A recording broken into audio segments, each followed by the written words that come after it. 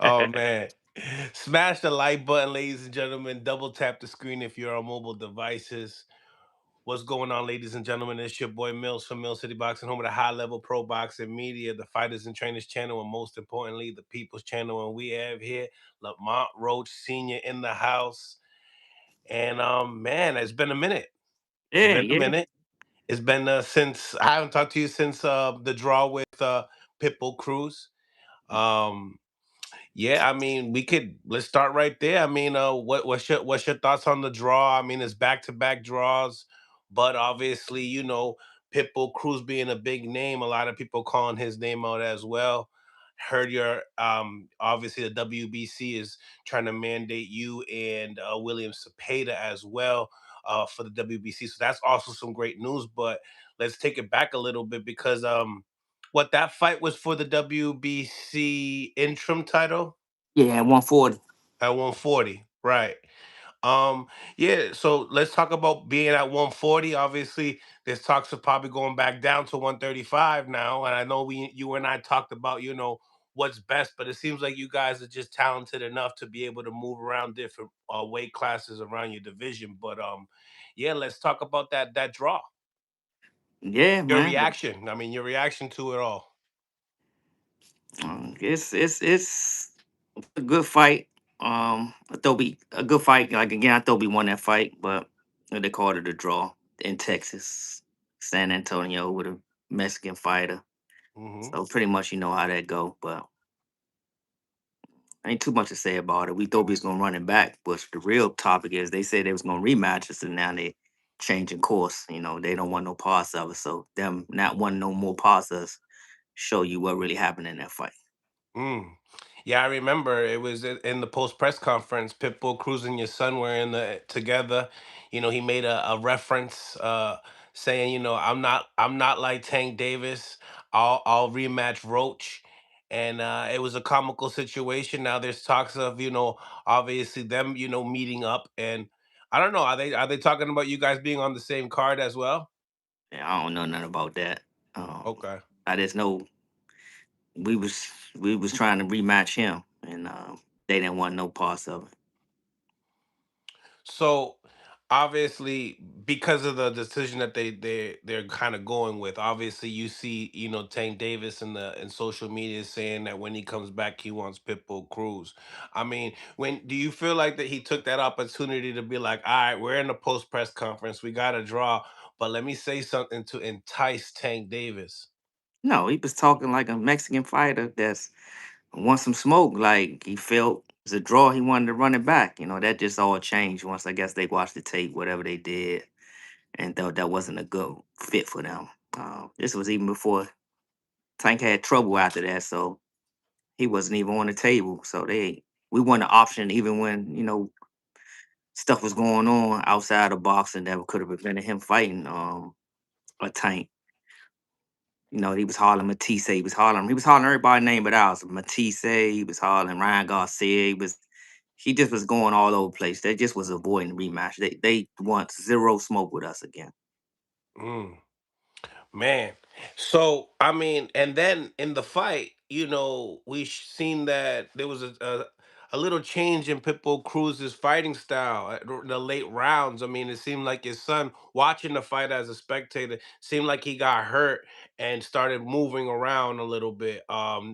What do you think about when he was moving around? Do you feel like he got hit with a shot and that's kind of why he was like, let me not be so aggressive He got and hit let's with a be left more hook. aggressive going laterally versus going forward. Got hit with a left hook. And he thought about coming in. You never seen that from him. You know what I'm saying? He's a come forward power puncher. We put him on his back foot.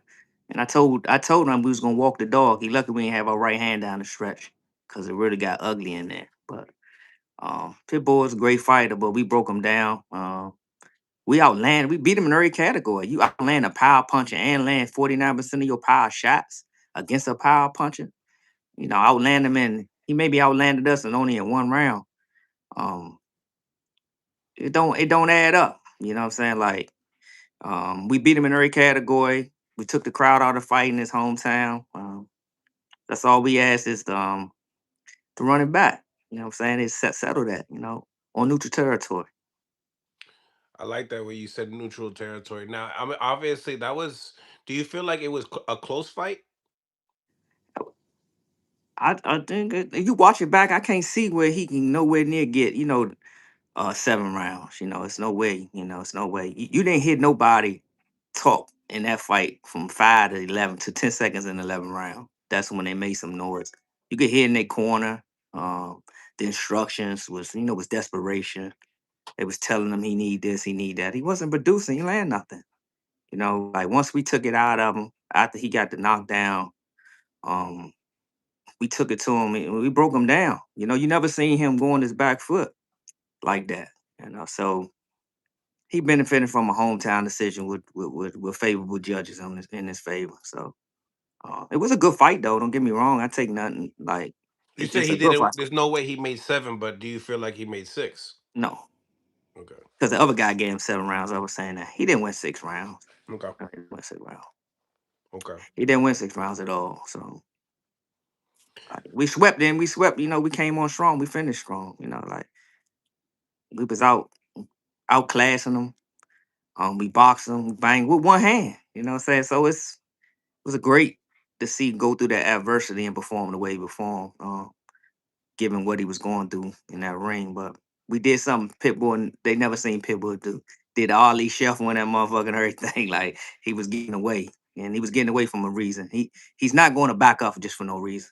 He backed up because he got stunned in there a few times. And he said, oh, let me get myself together and try to go on this outside.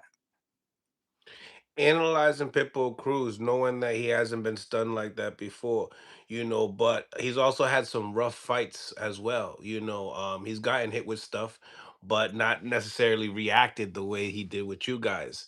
Um, do you feel like talking to certain analysts, they say, listen, Tank Davis looked at that fight and seen something in Pitbull Cruz. Do you feel that that's the same way? I don't know. I don't know what's planned if that's a fight. He already Why beat all Pit. of a He sudden already after the beat, yeah, fight? he already beat Pitbull. Everybody want to see him if he gonna fight. Everybody want to see the rematch. That's with us versus a rematch with them. That's a fight. No, nobody wants to really. I don't think nobody calling for it. So he already beat him. It was a good fight, but it wasn't no question who won the fight with him and Pitbull. Tank won that fight. So um, to fight him over us, I don't see the logic in that. You got to talk to their team and what they believe, but um, we just can't get none of them guys back in the ring with us, man. So that just says a lot about my son. Yeah, man. I mean, do you feel like it will happen? Obviously now going the WBC route. I mean, that's a good positioning. Still, now all the publicity that you guys had being on the big stages, performing on those stages. Now you build that name rep, not necessarily get the nods that you want, but fans' perspective of knowing who Lamont Roach is now. I mean, what would you say about that? We got to see, it's up to them. That's I still got to agree, regardless what the fans say, what everybody else want to see or saying. They got to say, hey, I want to do it. This comes Mhm. down to the fighter, and the fighter got to say, hey, man, make that fight. And until that happens, then you never know. So I think it's a big fight. If it does, if it lines up, we willing to do it. But if not, we're gonna keep moving forward, man. Like I said, we're gonna keep trying to fight the best. Still try to be great and keep continue our legacy run. So we're not gonna depend on one fight. Yeah. When what was your reaction when Tank said that he wanted to rematch Pitbull Cruz versus yourselves? That's his choice, man. Like I said earlier, I don't see no logic in that. Why would you want to rematch the guy that you already beat versus a guy that put the blemish on your record? But that's their choice that they making. So we're gonna keep boogieing, man. You know what I'm saying? Like it's working out, man. Like for us, we right in line for another title, world title, man.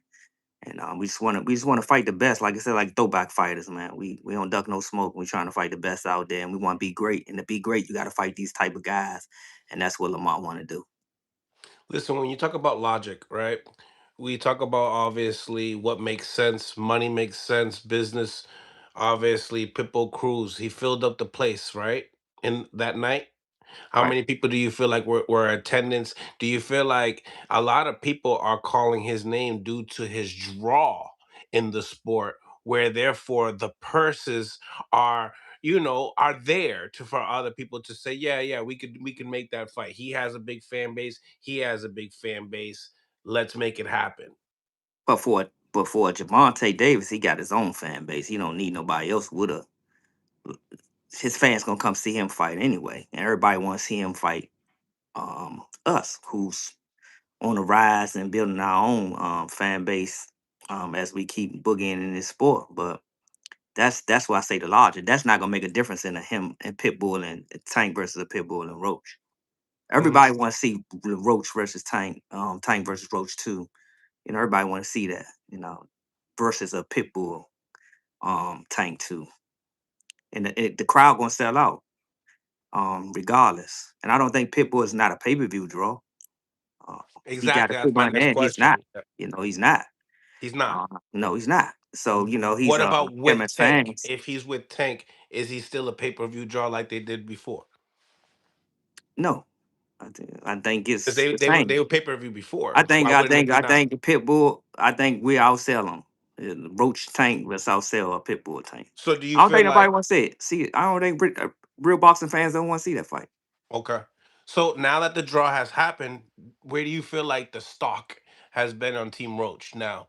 Do you feel like has it been more lifted, maybe captivated more Mexican fans due to the fact of the performance that you guys had?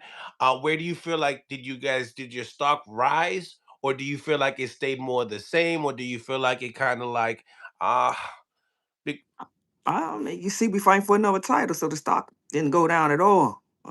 Or we in line for title shots. So mhm. I think it went up. But they seen the caliber fighter with. They seen us go up two the weight divisions, take on a talent and Pitbull Cruz that's power punch aggressive, and we pretty much could beat him at his own game. At We his did own stuff he game, never stuff. Yeah, which we could have which boxed now him his like we could have fans boxed him on. Yeah, beat him his at his own game. yeah, you captivate more of their Yeah, fan base because you're fighting their style. yeah, You get exactly. you get a respect. Like if I felt the respect in the post press conference with the media, Pitbull Cruz himself, you could see that. You know what I mean? If you went out try to outbox him, you might have not. Maybe if you did like a Rayu Venezuela type of a fight, right? Maybe it's not necessarily as I don't know.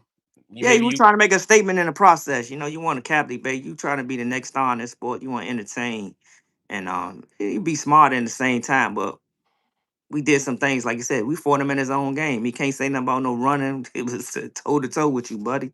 Took your best shots and came back with ours. And at the end, you were running around the ring. So I'm not sure it could be par him. Really might want to fight, but his team don't want it too. So I don't think. I just they were telling me they're not gonna fight us again. Like people was telling me, man, they ain't gonna fight you again. I was like, nah, he said he gonna fight us, and then but it turned out they don't want no parts of us. understand. Mm. Understand. You know, so going back, WBC, mandates William Zepeda. Now, obviously that's the belt that Shakur Stevenson had. He moves up, fights Teofimo Lopez, takes his belt. They strip him from the belt instantly because he went out the WB O route. Obviously we don't know the logistics as far as sanctioning fees are concerned because obviously you got to pay to play, but Shakur Stevenson was also talking about the WBC wasn't involved into that fight. I mean, going the WBC route. I mean, not be going the WBA route, right? Per se, because I know you guys were talking about Antoine Russell at 140 pounds once upon a time too. So it's like obviously going down was more of the better, because that was building too. Antoine Russell and Roach, that was building, Yeah, it was and it building can like still oh, it they can was gonna still come in the happen. ring. That was she'll be coming.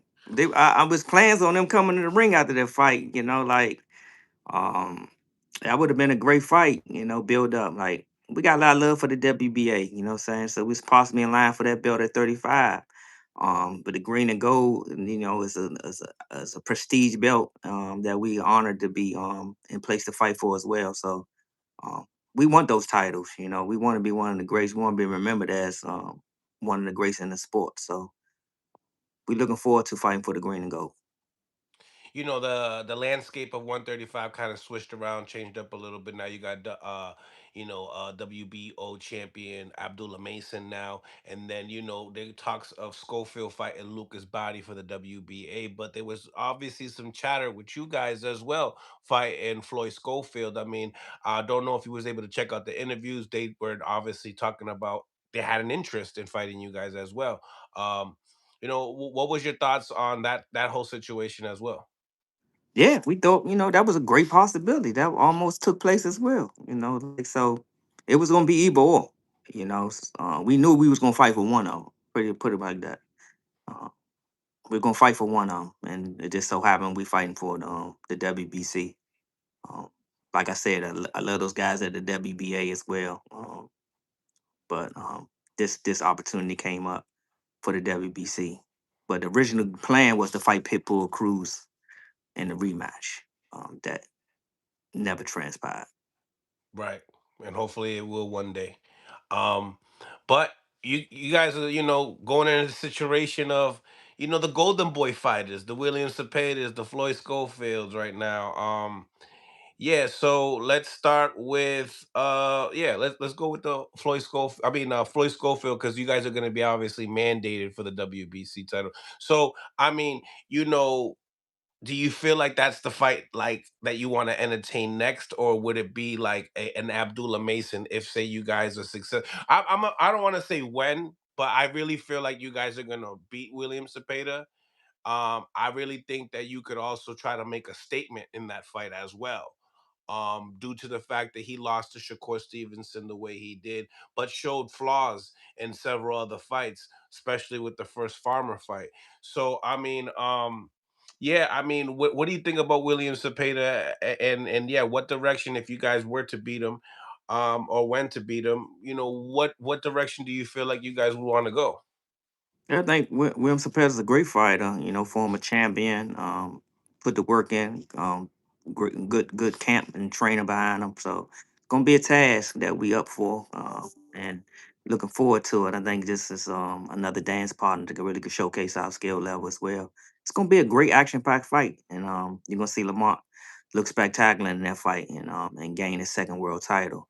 And after that, we're gonna look at for unification. So whoever got the belt, I know Kid is fighting or whoever he's fighting the mandate, he's in the same position. He got to win that fight like we got to win ours. And that is an option on the table. Abdullah too, since he got a belt and with Mountaya as And well. Monetaya, yeah, And which is more Mountaya as well. likely Yeah. he's kind of more of the older guy out of those two, Yeah. so could make So more it's sense. a unification bout would be great. Or we see if Shakur want to get his belt back, you know. That's another Mm. option right there. Him and Lamont already agreed they want to fight each other. So, that would um that would be a banger.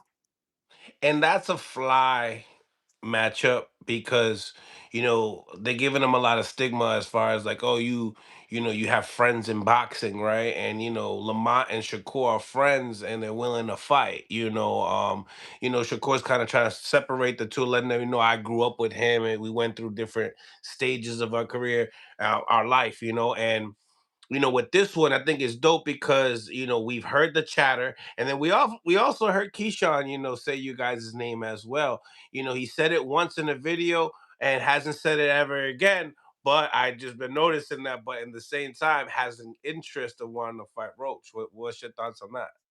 Another good fight, you know what I'm saying? Lamont, yeah, definitely would take that fight as well. We had no problems with that one as well. But we had some business already on the table at the time. We already knew we was gonna fight for the WBC or WBA. We just didn't know which one. So it turned out WBC. So, but definitely that is a good matchup right there for the area because he's from Virginia. Seen him grow up as a kid in the sport. I think it'll be highly anticipated match between them two. So that can be an option as well. So, but we just got to take care this task first. You know, what I'm saying once we get past this, then we can move on to other opportunities. Because he's definitely selling out at home too. So would you guys go to Virginia for something like that? Well, he could come to DC because I think we'll sell it out. Or we go neutral. You know what I'm saying? So it's a big fight if that was to take place. But that's if it's a lot of people out there. If we got that belt, you want to unify or go up for another belt. If you're in that position, fight another champion at another belt. So let's see what his next fight is too as well. Um, but that's definitely a fight Lamont loves. Yeah, you guys love it. Have you guys ever shared the ring before? Nah, not before. What I'm saying, I seen them like they was in the same region. I think Lamont fought his older brother a couple of times. You know what I'm saying? They real good, cool. Kelvin, yeah, Kelvin, real cool guy, man. So very respectful. So it's been mutual respect all the way through. Yeah, no, definitely good guys. But obviously, you guys seem like you're belt hunting. So obviously, the Shakur Stevenson route would probably be more of an interest. Obviously, a bigger name as well. Um, Now, an interest of wanting to go up and talent to go back up to 140 to try to get another division would probably be more of an interest for you guys too. I'm assuming. Yeah, go up to be a third division champion. That Right. definitely be another interest, especially against Antoine. You know what I'm saying? So at home, that'll sell out. That'll be fireworks. Yep. And you can't forget Shakur too, because he has a WBO. A lot of people kind of Oh, like talk Shakur, about. yeah, Shakur. Like, I don't blame see Shakur right now. Even though he said he'll fight us, and we want that fight, but I understand. He is in a position right now to get the biggest, fight and biggest bag he can get because he earned it. So him, him going after that right now, much respect to him. So we'll see after he determines what's best for him, and if we there, then we'll take that fight.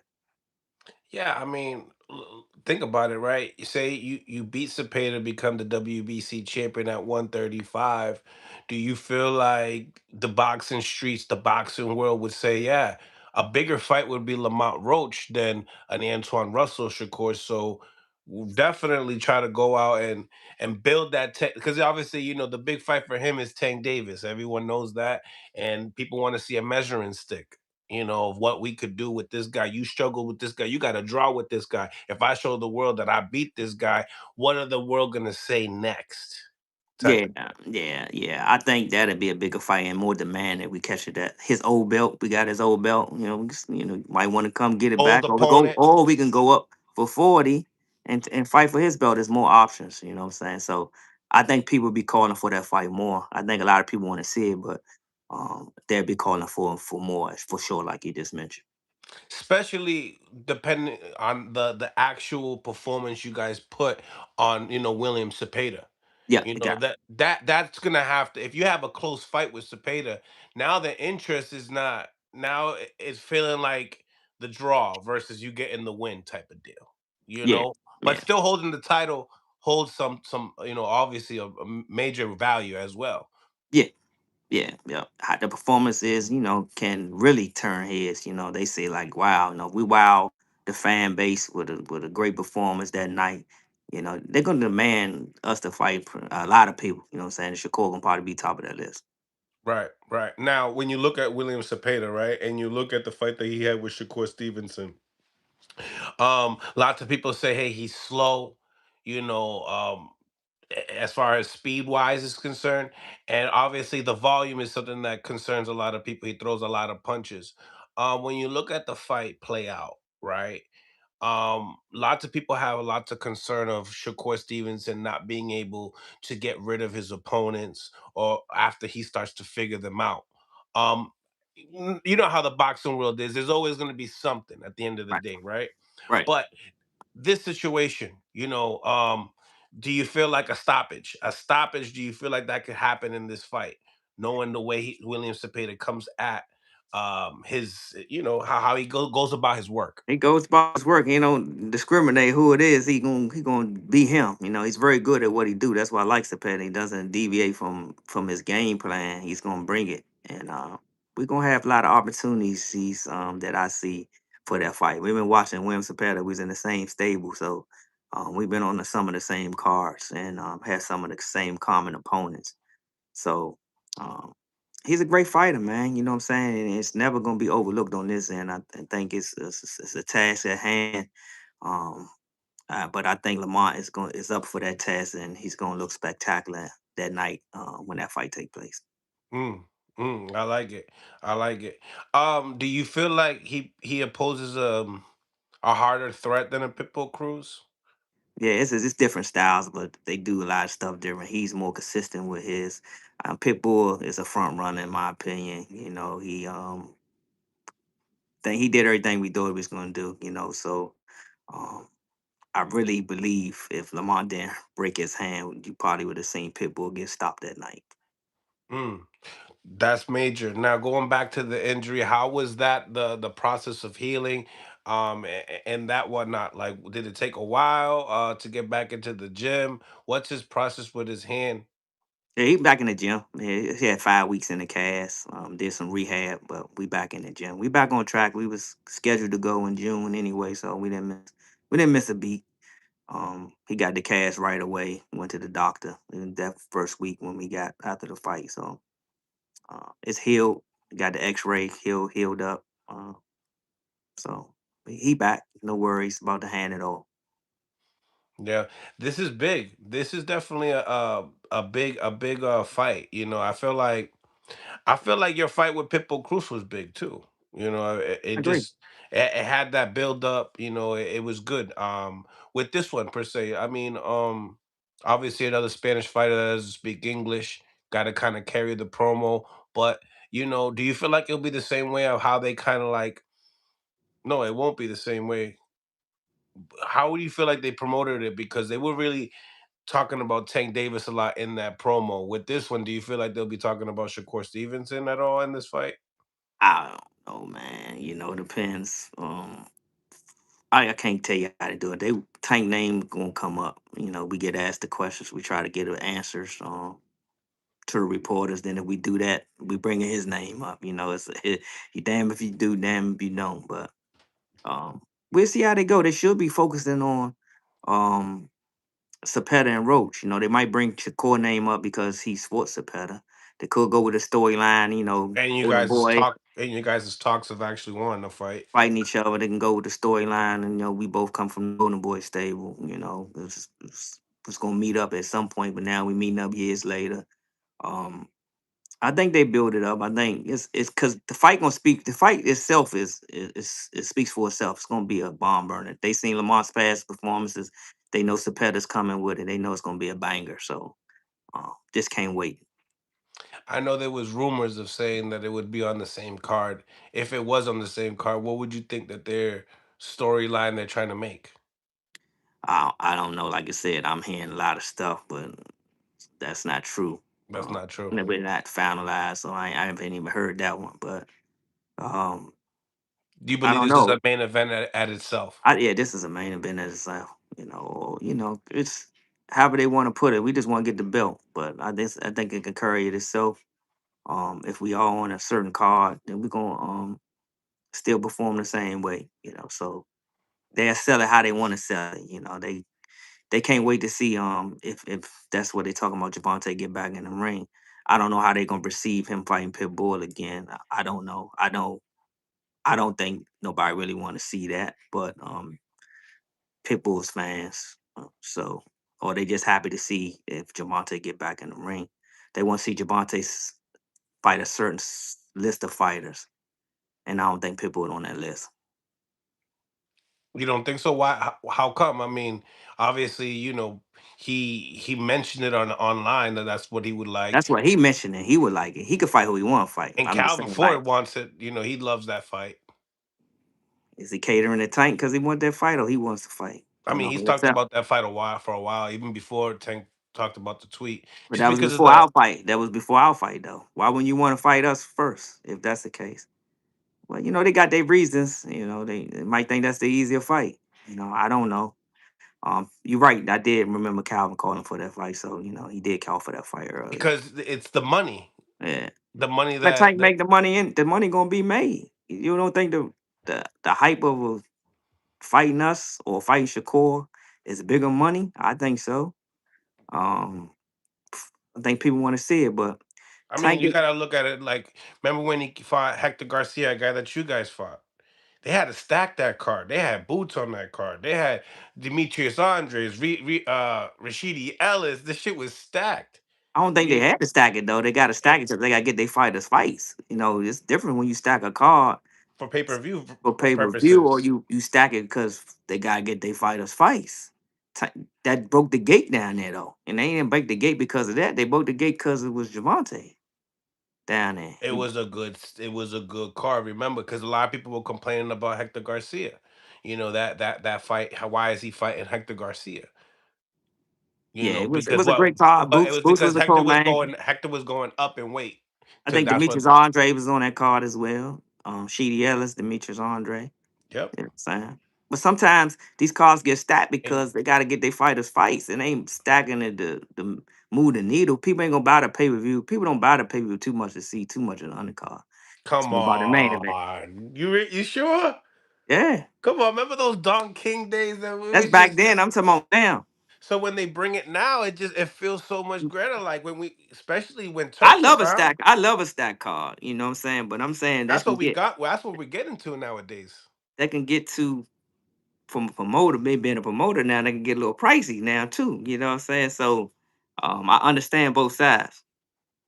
Right, right. I understand That both sides from a fan standpoint. I want to see the best fights, but I don't know how much you moving the needle with it, or is it going to blow the budget? You know, there's a lot of factors in that they got to think about. But um, I see. I just think the better fights out there than a pit bull, than a tank pit bull. But if or he do other come sites back, that it's a sell big like more. it. But him in boxing, like me, like him coming back to boxing is good. You know, like it's good for boxing. If he coming back to fight, so if he do choose them, In the that's on him. layoff. It's his right to do so. You know, at the end of the day. And then we got to think also a layoff. You know, But that ain't no easy, man. Pitbull still ain't no easy. You know, it's stylistic, yeah, on if paper, but Tank's he's trying to still do tough. that, that goes to show you who what type of caliber guy he is as well. Then Nah, they not gonna look at that. They want to see Tank is past that. They want to see Tank for fight certain people, man. That's just facts, man. They want to see him fight certain fights because they want to see how great he is, and that's the reason. And they already seen that, and he won that fight. It wasn't no controversy in that decision. He won. maybe, He beat him. It was a tough fight, but he beat him. But his other, I can see it with no other options out there, yeah, and then he fight him again. There's options out there. but maybe, right? Just maybe this is the storyline, right? Mhm. I seen Roach hurt him. My hand got hurt just like Roach's hand got hurt in the fight. And you know what? I want to be the first one to put lights out on Pitbull Cruz when I come back to boxing. I mean, if he does, and, people gonna be excited. Like I said, him coming back to fight, man, just be real. They gonna be excited. Hmm. I ain't no, they they, they want to see him fight. His Yeah. fan base is want to see him fight, and they gonna settle for whatever he does. It could be somebody else. They gonna be Hmm. happy to see him fight. I'm talking about, but the boxing heads, the real ones, want to just see him fight the best fights, the greater fights, and that's not taking nothing away from Pitbull. They just want to see other fights. Yeah. Yeah. No, I hear you on that. Yeah. I hear you on that. JW, thank you for the 5 piece. Salute Coach Roach. We need a future unification between Junior and Gary Antoine Russell or Keyshawn Davis. If not, Tank at Capital One Arena for the Capital DMV. One. There you go. That's what we want. That's the fight. That's the fight, man. Hmm. Everybody wants to see it, but we worry about what we got right now and in front of us. We excited that this fight was the Zepeda. Very happy about that to get a chance to win another title at 135 and to continue our run, man. No, we are very happy with that. Right, right. Yeah, 135, definitely an interesting division. I mean, what do you think about Mortataya beating Andy Cruz? I mean, the IBF champion. Good performance by Mortai.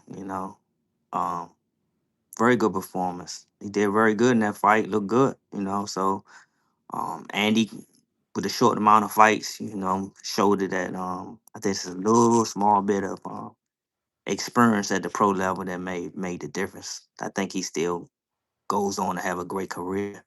I just Murtad to show that he was better that night, and it was his time. So I like him as a fighter. To be honest with you, I like him as a fighter.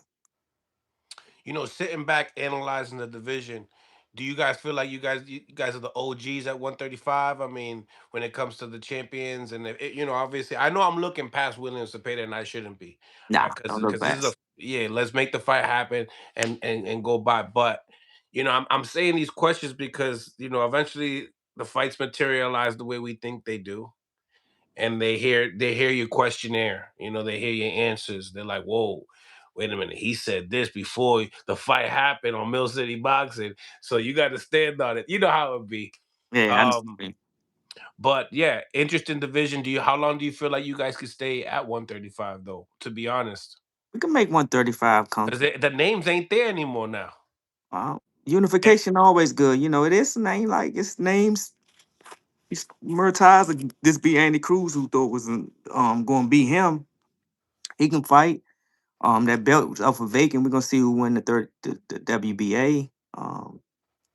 Shakur still, even though he won 40, he still is a player at 35. But we can fight either one. You know what I'm saying? We can go back up to 40 and fight. We go back up to 40 and fight. So we had no problems with that. So yeah. 35, I think any unification bout is big for us, at 35. You know, yeah, I could definitely see that fight happening. You know why too? Because say if he does want to campaign at 140, I don't know if there's a bigger name than Lamont Roach at 140. Right. Yeah, I agree. We put our feet in the dirt, man. We grind, man, to get up there. And I think right now we up there with all of them. And 140, we showed that we a player at 140. And we strong at 140. We showed that durable, strong, Now, skill level. now, did you now? Because now people gonna be like, "Yo, listen, Pitbull Cruz is a little champion. He's a little guy, right? You ain't really test yourself with one of the big dogs at 140." What would you say? What people say? Bring the big dog so we can Take show the we can big walk dog. so we can walk the dog like we walk the dog. We just walk Hmm. that dog. Pitbull, whatever you say, Pitbull strong, man. Like he might not got the size, but he's strong for 140. And we put him on his back foot. He's same 140 that beat Rolly Memero, that's 147-pound champ right now. And Rolly beat Ryan Garcia, who just beat Barrios, you know what I'm saying? So he ain't no he ain't no pushover by a long shot. But we ready to fight the big dogs at 140. We've been calling for them. So it's no secret there. But not. HLD says, nah, at 140 there are bigger names, but at 135 they're equal. I don't know, but HLD, what's a bigger name than Lamont Roach? You gotta just be honest, man. I mean, look at what he's smoking. They don't believe me. I mean, Richardson Hitchens is a champion. Antoine Russell is a champion. Dalton Smith and Shakur Stevenson. I mean, Richardson Hitchens still got to fight, a name. Yeah. You know what I mean? And he needs to be known not necessarily just as a guy from New York that's popular, that had a good amateur background and became champion, but defend that that title with somebody notable. I don't even know if Duarte was even that guy to even give him that stamp. Like, all right, you know what I mean? He defended it with a guy that is game. Maybe so. I don't know. Maybe am I tripping? Am I tripping, or is it more equal? Are you feel like the names are equal? Nah, I think we biggest name right now. I agree with that statement. We right there, man. We made a name. We trying to continue build on our legacy. So our name buzzing. Um, so everybody want to see us fight. They seen the Mexican fan base. We captivated a lot of those fans as well that night, even with the outcome. So uh, our name ringing with anybody up there, if not more, and I think it's more. Mm, Because at the end of the day, it's about who you fight, right? Yeah, look at that we fighting Tank, Pitbull, and Zepeda in 3 consecutive fights. Man, come on, man. We on the all the smoke tour, man. Yeah. No, no, no. I hear you. Then people would say Mills, but you're getting fame off of losing or being on a Now draw. we didn't lose. Tell me where we Boom. lost at. Yeah. And you know those are Draw. controversial. You already know Let for me let real. me let me let me let me let me backtrack the draws. How did you know? People would say, "How do you gain off of a draw?" Maybe it's a casual statement. Yeah, maybe so. Gotta be. Because if you watch the fight, you'll see why we gain. There's a reason why we gain. So we can't control the outcome most, not all the time around what happens out there, but you can control your performance. So if the performance is what they grading off, yeah, we up there with all of them.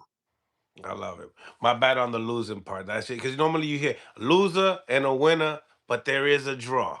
Yeah, we didn't lose. And Yeah.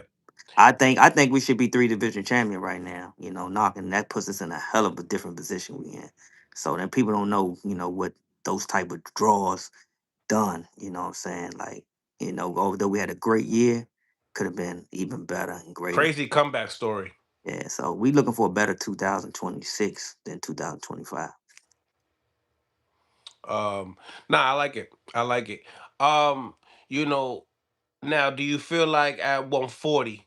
I mean, no, so at 135, who do you feel like is that the tough task for you guys? But any champion should be tough. We just want a unification. We gotta see who that is. I like all the champions right now. I like Mason. I like Murtai. You I don't look still at think. them I think equally though. Like no, they're no. I still think Shakur is a 35 pounder. He went up to 40. I think so. Um, I and think he comes he back said it down. before too. Yeah, he's gonna come back down. He gonna fight in between 35 and 40. He gonna take the right fight. Like I said, deservingly so. But he's a 35 pounder. So still smoke out there. We just gotta see, man. We gotta handle our business first. You know what I'm saying? We gotta handle that. Once we handle that, and then the sky's the limit.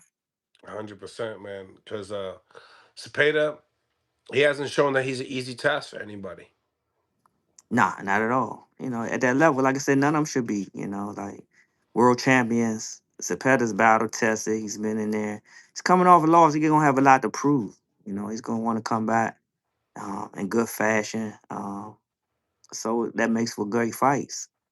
So, we got a lot to prove. It's still got a lot to prove as well. So don't take it. Don't think for 1 minute we satisfied with those outcomes. Because we rightfully thought we should have won, and we try to prove it. It was going to turn it up some more. Turn it up some more to make it clear cut.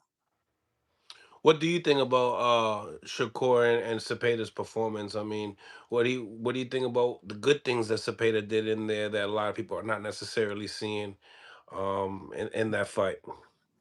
He hit Shakur more than he was normally accustomed to getting hit, trapped him.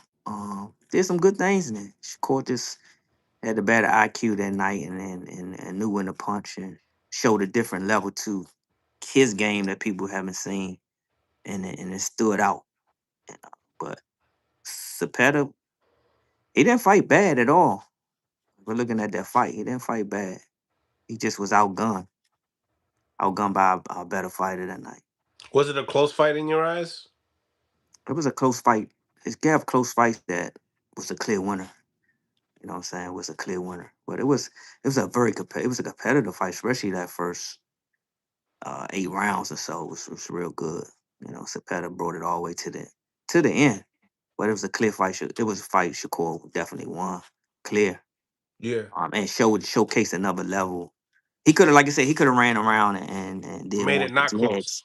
Yeah, it was there, but he stood there, and made it. Yeah, made it close because he was trying to, prove something to people and to himself at the same time. But Now, do you feel like it's the punching power per se? Like, do you feel like it? That was why he was so comfortable to be there. But in the same time, it's like he was very comfortable with Teofimo Lopez, but not necessarily pressing the gas to you know maybe get him out of there or somewhat because it seemed like he had complete control in there.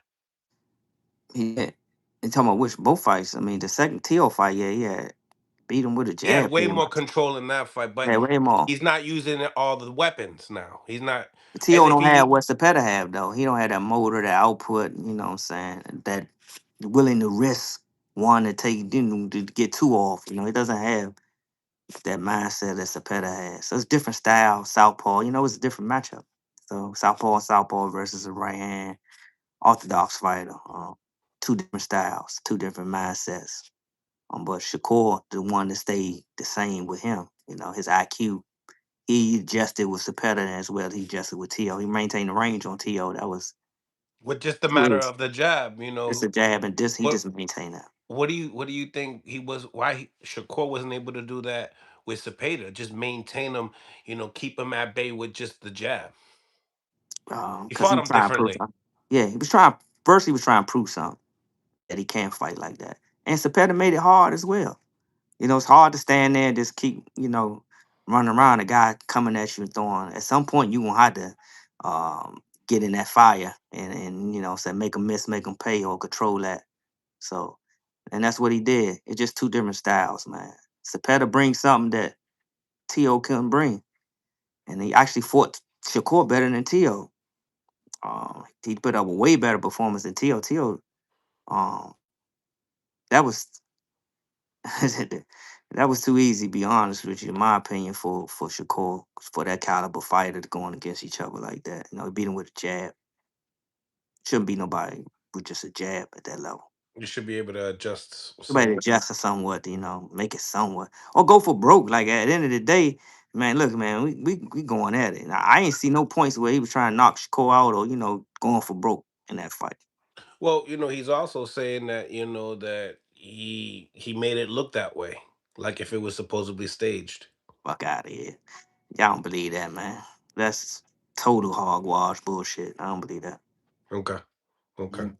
Because no, I'm feeling what you're saying, and then I was like, I might as well just throw it out there because he is saying that he didn't adjust.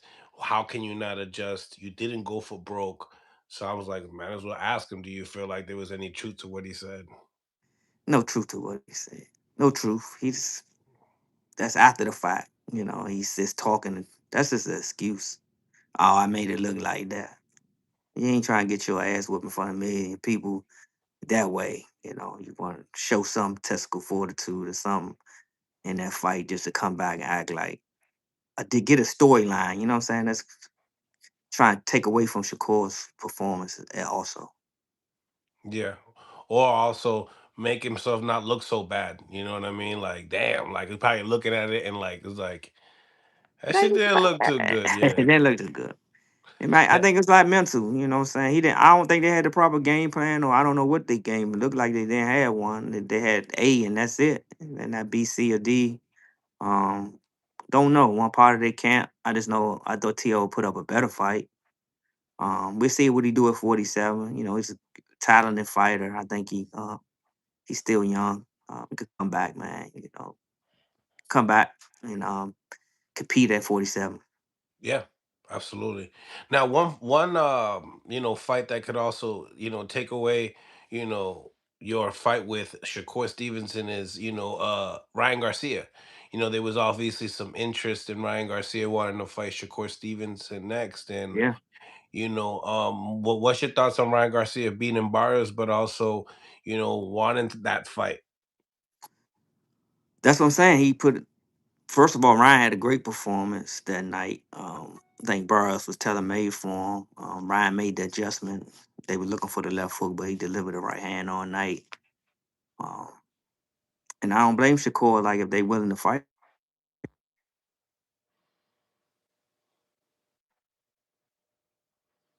Smash the like button, y'all. yeah, Shakur has earned the right to make that type of fight.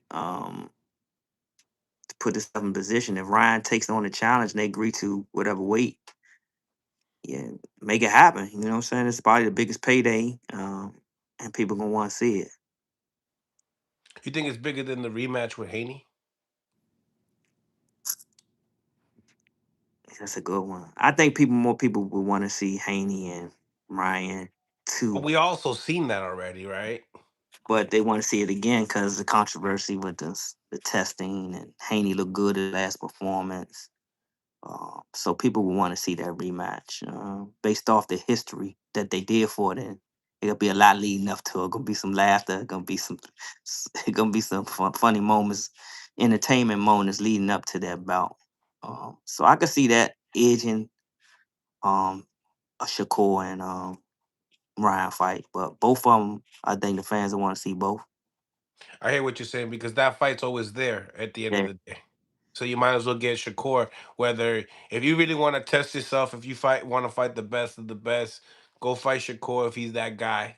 his If name he is could, right now. He's that guy. So you just won, make it happen.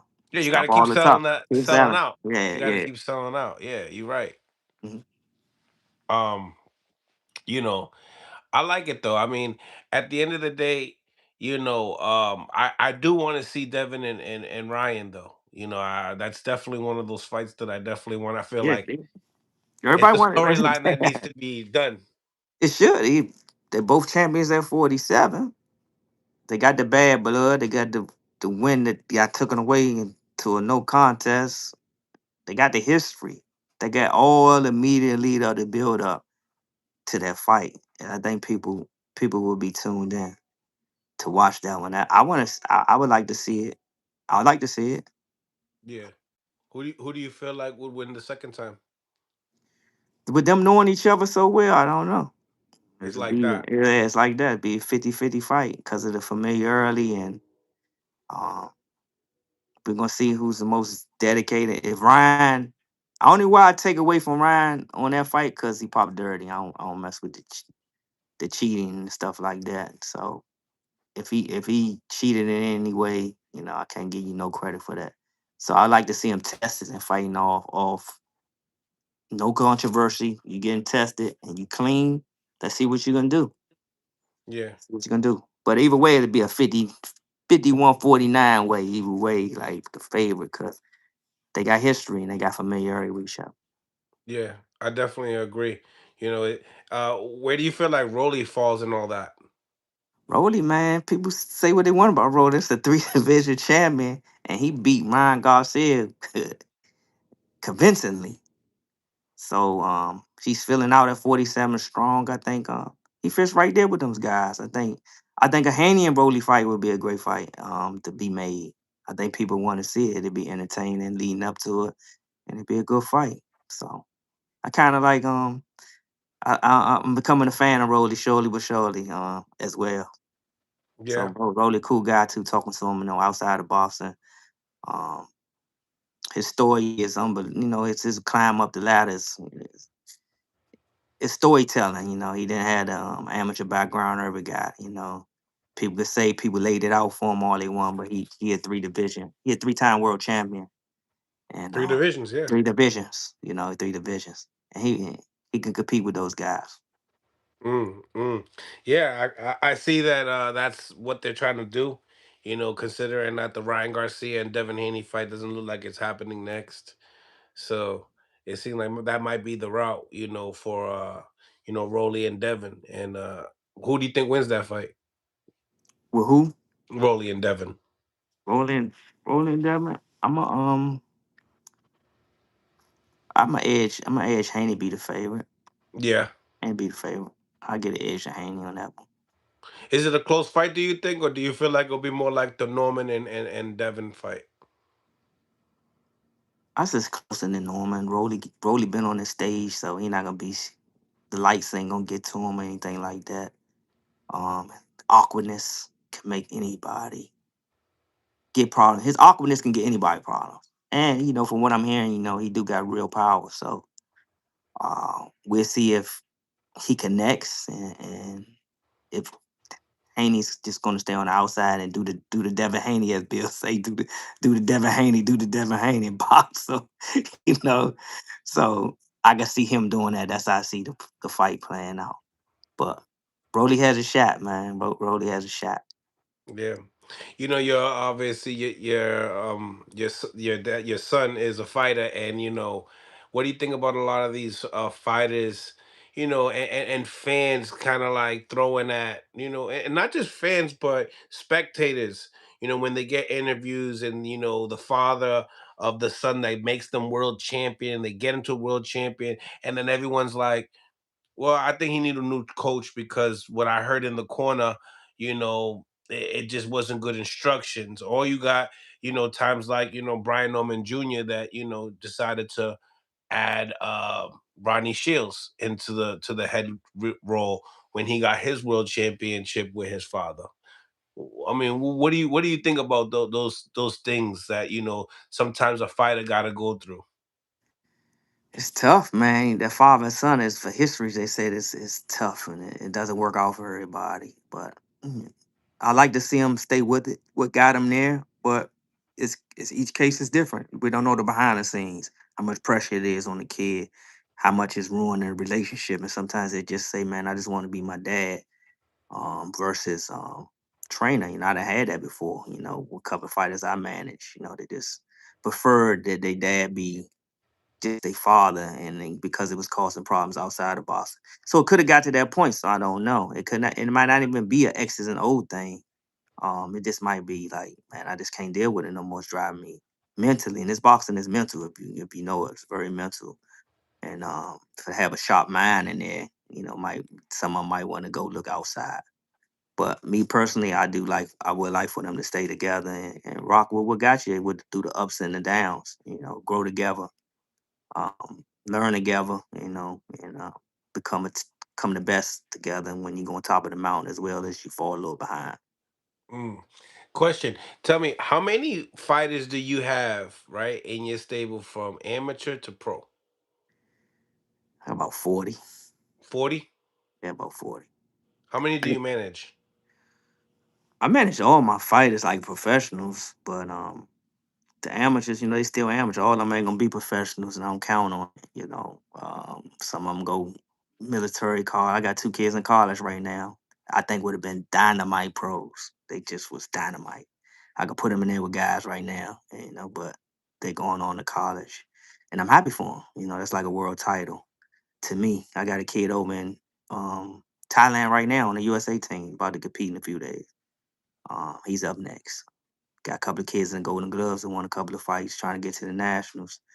So it's fun, man. I still love my amateur program, man, and we gonna keep it rolling. And I'm still gonna continue some of those tournaments popping out there and getting them because to see they face when they compete at that level is fulfilling for them. It's fulfilling for me as well. I know you guys have like a partnership with PBC and Pro Box, but looking at the Zuffa League coming in, knowing that you have such a roster, right? Do you have any kids that are fighters that are going to the Zuffa League? And what do you think about that new player coming in? Obviously, big changes, and they're throwing a lot of money around as well. Anytime somebody stepping into the sport is it's good. It's good for boxing. It's more avenues for fighters to make money, make a living, brings more eyes on the sport. I don't currently do, but if I could see it possibly if that's the outlet that's right for that particular fighter. You know, they sign a lot of fighters and they're making a lot of dreams come true as well. So that is an outlet that can be utilized for anybody and for me as well. Oh, so you're not strictly pro box and PBC. You down to obviously work with Zuffa and have some of the fighters go out and join that as well. Yeah, because they can't sign. You know, pro boxing and PBC can't sign all my fighters. I'm just a realist. Hmm. So and I got to do what's best for the fighter. And that situation might be better for him, then that's it. But I got great relationship with my guys at Pro Boxing, and working with PBC has been great. So I'm a always be rocking with them as well. So it's nothing, it's just another outlet in the sport that you could utilize, and some of them they can utilize them as well. Yeah, it's just beauty to be able to freelance, with everybody and it seems like a lot of people are, starting to collab as well. Just watched the press conference with MVPW. What is it? MVPW? Yeah. That the women got ESPN. You know what I That's, mean? man, I need to ESPN's have. back in boxing, but not for the guys. I need to get But my female. I MVP. got a 10-0 female, Rihanna Rios, and ranked up in there. I need to get her in there. She's gonna be a world champion. So she was like had a hell of a amateur career. She transitioned to the pros, so it's a matter of time for we get her on that big stage. So I'm Yeah, happy for the women though. I'm happy for the women because I know the grind because I have one. And I have another little kid I'm in the gym too that's I think gonna be outstanding when she get older. But that's a great deal for them. They deserve it, man. Hats off to that. Hats off to MVP for making that happen. Hats off to ESPN for looking out for the women as well. yeah, it was nice. It was nice to see that. It was nice to see them get that platform. And what do you think? What do you think? Why ESPN? They said, listen, Top Rank, I'm done. MVPW, you're in.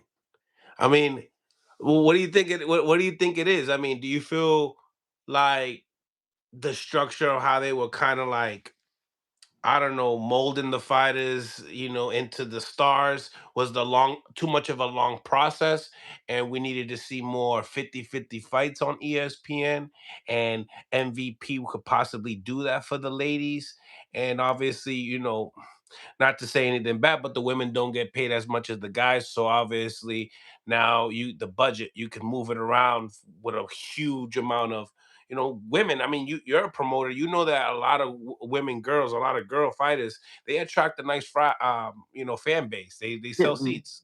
absolutely. It's all of the above. What you mentioned, you hit everything on the head. Like the women boxing is popular. It's less budget.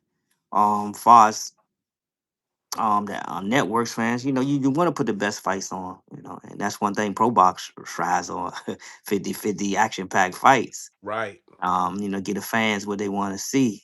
So I'm glad to be a part of that. So putting on great events I love and what they're doing great over there. fights.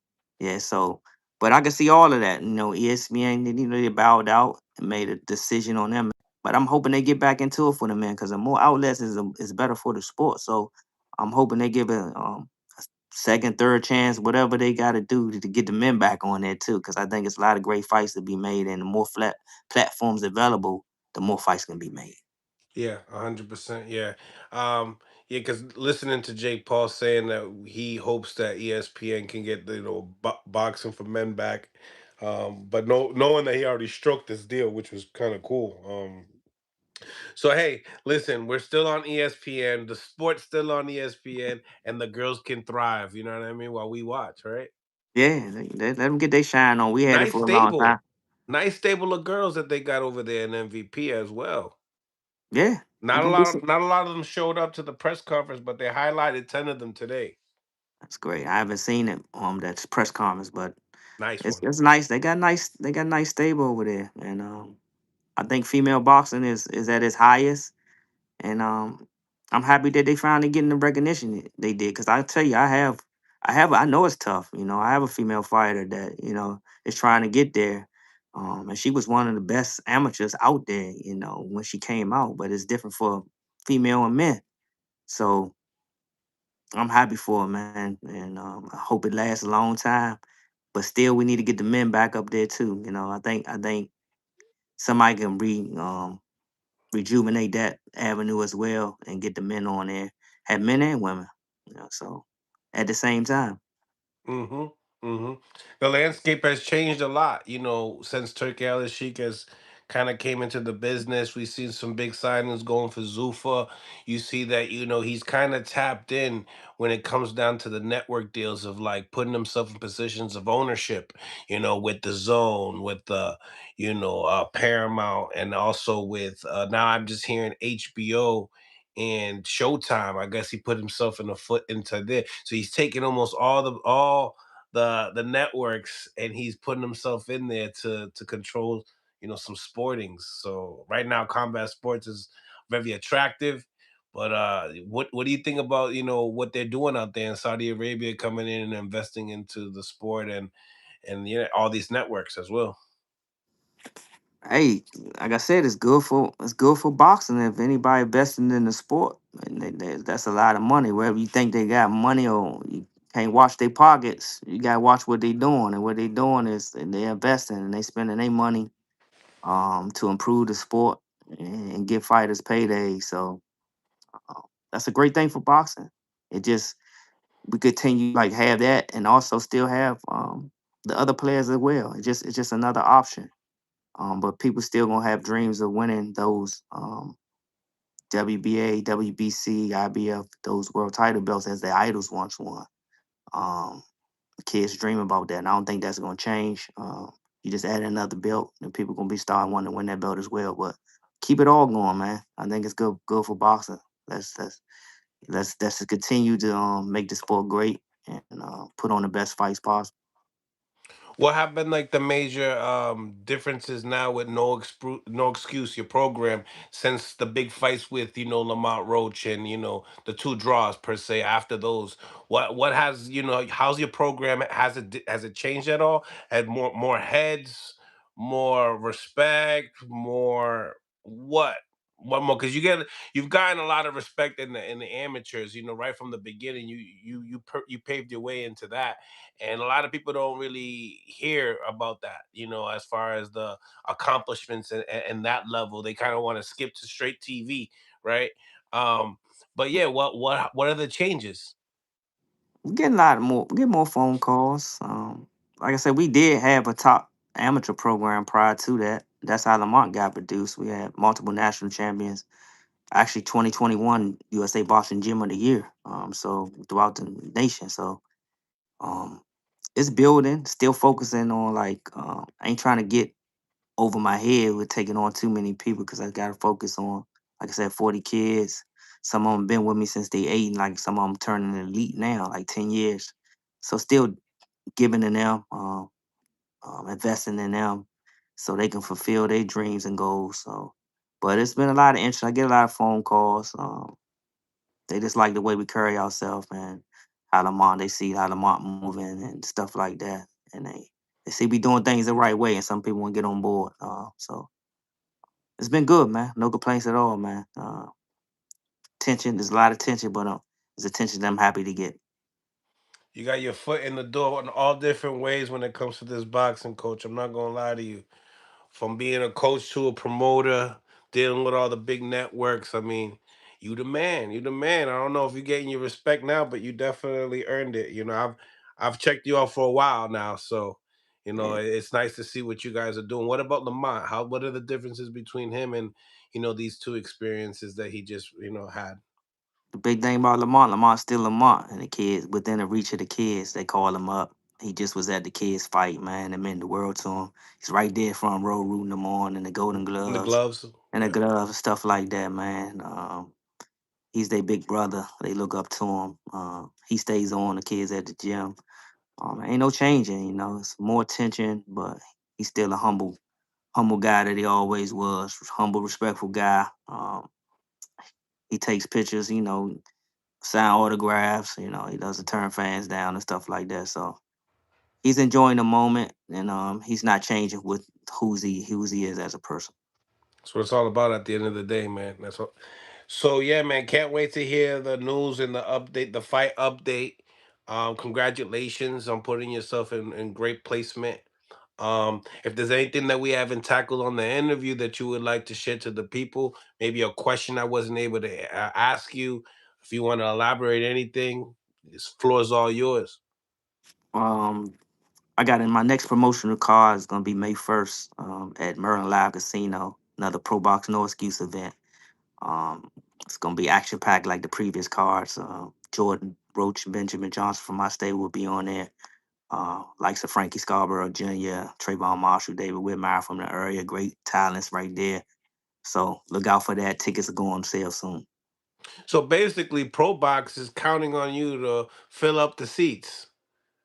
Yeah, Pro Box. Because it's your show, they just wanna be able to broadcast it. Yeah, they got a vested interest now. They coming in the area like I've got Gary partner with me, and I told him DC was a hotbed for talent, and we showcasing Gary, that Gary talent. who? Gary Jonas. Gary. Oh yeah, Gary Jonas. That's right. Yep. So we showcasing that talent in the area.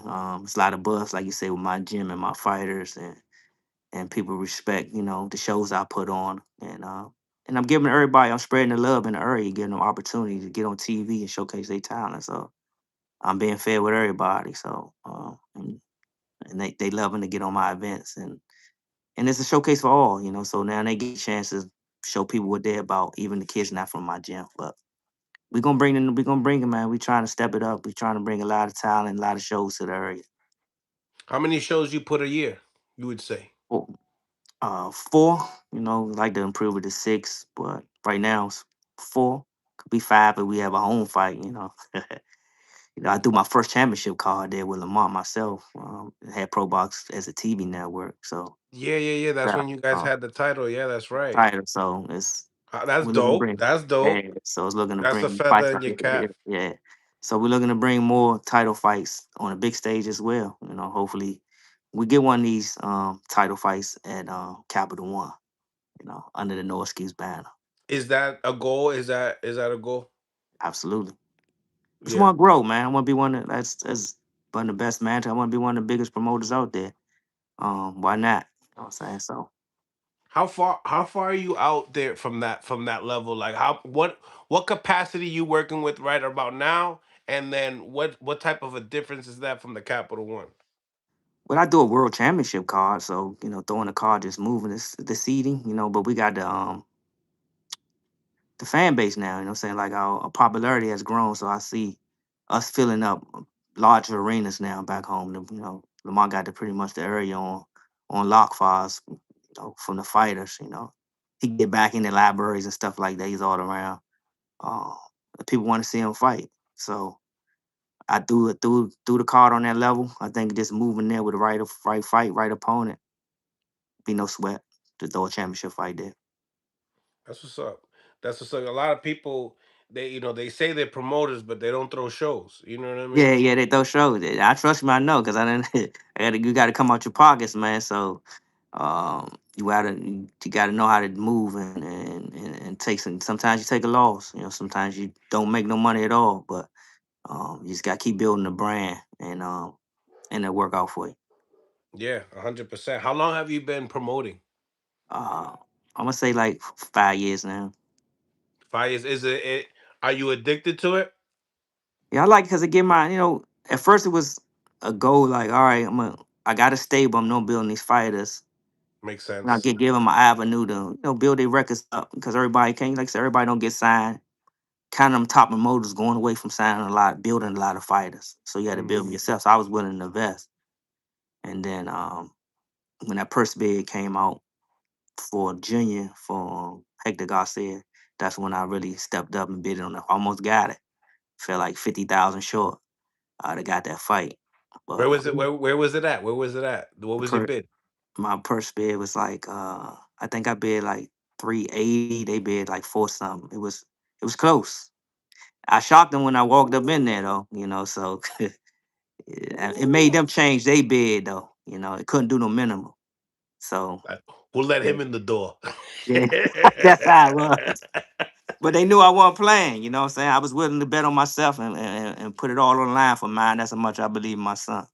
That's And big business. yeah, so um and it worked out. I bet on myself and look where we at now. It all Yeah, started there. 100%, 100%. WBC route right here. I mean, uh, Suleiman, good relationship with him. Yeah, yeah, yeah, yeah. Goosebumps. Man, we honored to be fighting for that, fighting for the WBC. It's been one of my dreams, to get that belt as well. Uh, like I said, he was real honored, and WBA treat us real good, and we see ourselves winning another WBA championship. But the green and gold has been on Lamont's list, and one of the belts I want to see him win as well. Suleiman, I spoke to him, thanked him. As well, and I told him, can't wait to fight for that green and gold. Yeah, no, 100%. What was that? It said, "Ask him, do belts matter?" So what? So tell me, right now, with the popularity that you guys are building, having the belt would matter. I think belts matter. I'm just gonna keep it honest. Belts get you up to a certain status quo for you to make certain fights and make certain money.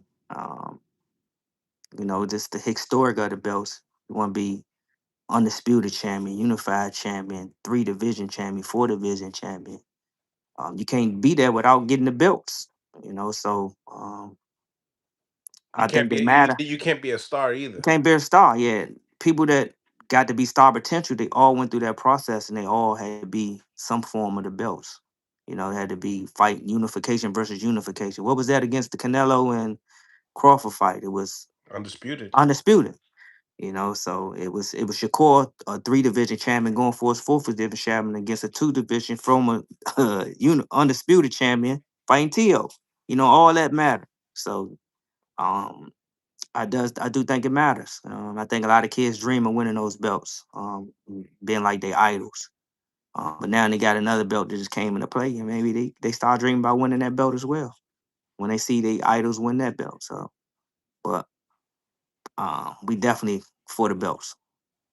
Yeah, that's dope, man. You got a hell of a resume. So when the students come out there and they, because a lot of people they don't know how to search for a coach. You know that. They don't do their research. They don't know who they developed and stuff like that. But with your son, and what you have done with your son already, and all the people that I have in the past with the stable, I mean, you kind of getting a lot of coaches don't do that. They just be like, I'm a coach my son, and that's it. That's it. Yeah, That's it. yeah. You don't see that Nah. you building respect in the amateurs with other students like that. Yeah, it's a grind, man. And I'm blessed to have a good team with me, man. That's on a mission with me, to help me, assist me in all those areas too. So it ain't easy. You still got to go out to these nationals. I had a coach. I sent him to the Silver Gloves. And getting back, I got another tournament about to come up. We got the Golden Gloves here. So, and then we got the pros, the camp for the pros. So, but it's something I enjoy. You got to be able to multitask. And I think I'm very good at multitasking, and know how important my amateur program is. And I'm always gonna keep the amateur program rolling. So we're gonna have champions coming out the one out the other. You can tell you really love boxing. I was at the gloves yesterday. And Yeah, you could tell you really love boxing. You must have a hell of a wife because they're the ones that don't get the enough treatment because we love boxing so much. You put so much time into it, but with you, that shit gotta be nuts. You know what I mean? Because yeah. just to coach one person, people don't understand how much time it takes just to get them right. It's a lot, man. I do have a great wife. That's We celebrated our 30-year anniversary, man, February 16th. Congrats. And she been ride or die. She been ride with me, and she's a big boxer fan now. So she Uh, loves fights. So um, but I put her through some, like, damn, you going away again? You going this way again? So we start going together. Come on, you going to the tournament with me? Let's go get a vacation. We get a you weekend trip. you open the door. You open the Yeah, door. yeah, Hi. yeah. Hi, how you doing? Go- Don't even How is unpack your your whole suitcase. week? Yeah. You gonna unpack this suitcase? Been here for 3 months unpacked, or you taking a different one? Like, it's funny, but And them yeah, training that's my camps. yeah training camp. It's a lot, man. Is she? I couldn't do it without her though, man. She hold me down. She worked me in the promotional point too. She take a lot of off my plate with that promotional with my promotional company. So um, Oh, we love know my you wife. can't be the only one doing Yeah, this shit, bro. There's yeah. no way, bro. Yeah, There's she get the no team way. for me. Like, she handle a lot of that, man. My wife, she bought that business too, so she get the team together, the troops together for that, and I'll be like, all right, thank you, baby, love you. It's funny, right? Because I asked the same question to Bill Haney. How do you juggle all the hats? I'm gonna ask you the same question, but with like I know a guy out in New England. He's a manager, promoter, and coach, and he looks ridiculous in his events because he's coaching, he's doing every little thing right, and then that nothing's really successful. Like the fighters are not looking good, the events are not looking good, and when you look at your stable, you got a whole bunch of B-side guys making money off of B-side guys. So there's a wrong way and there's a right way to do it. But when I'm talking to you, I feel like I know this is the real deal. You know what I'm Yeah. saying? My man, yeah, it's tough, man. My wife keep it, man. She keep it going for me. She take that all my place. She had the ladies out there at the events, man, and the North Goose gear. Got the tags. We got everything covered, man. So I got a strong team on that end as well. But it's rough, man. I be looking crazy sometimes. I be running here, the glove issue, then I'm running the log, I'm wrapping my kids' hands, and then coming back. But like I said, I can't do it without my team. But I just know how the promoters roll, man. If you multitasking on that, you be all over the place, man.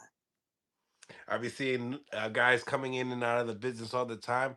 They'll do their first show, and they'll try to be a part of everything. I'm like, damn, bro, can you get dressed for your first event? Like you're rocking shorts on right now, brother. You know what I mean? But listen, man, this was a great conversation. Great talking with you, man. Let everybody know where they can find you on social media and where they can see you next as well. You can see me on May 1st at Maryland Live Casino. Gonna be another pro box no excuse banger. But you can follow me on at Team of No Excuse on IG, at No Excuse Boxing on Twitter, and Lamont Roach Senior on Facebook. Appreciate your time, coach. Likewise, brother. Appreciate Take it in. Stay blessed, brother. you too. Thank you. Smash the like button. Subscribe to the channel if you guys haven't subscribed to the channel yet, man. Salute to Lamont Roach Senior in the house. Great interview, man.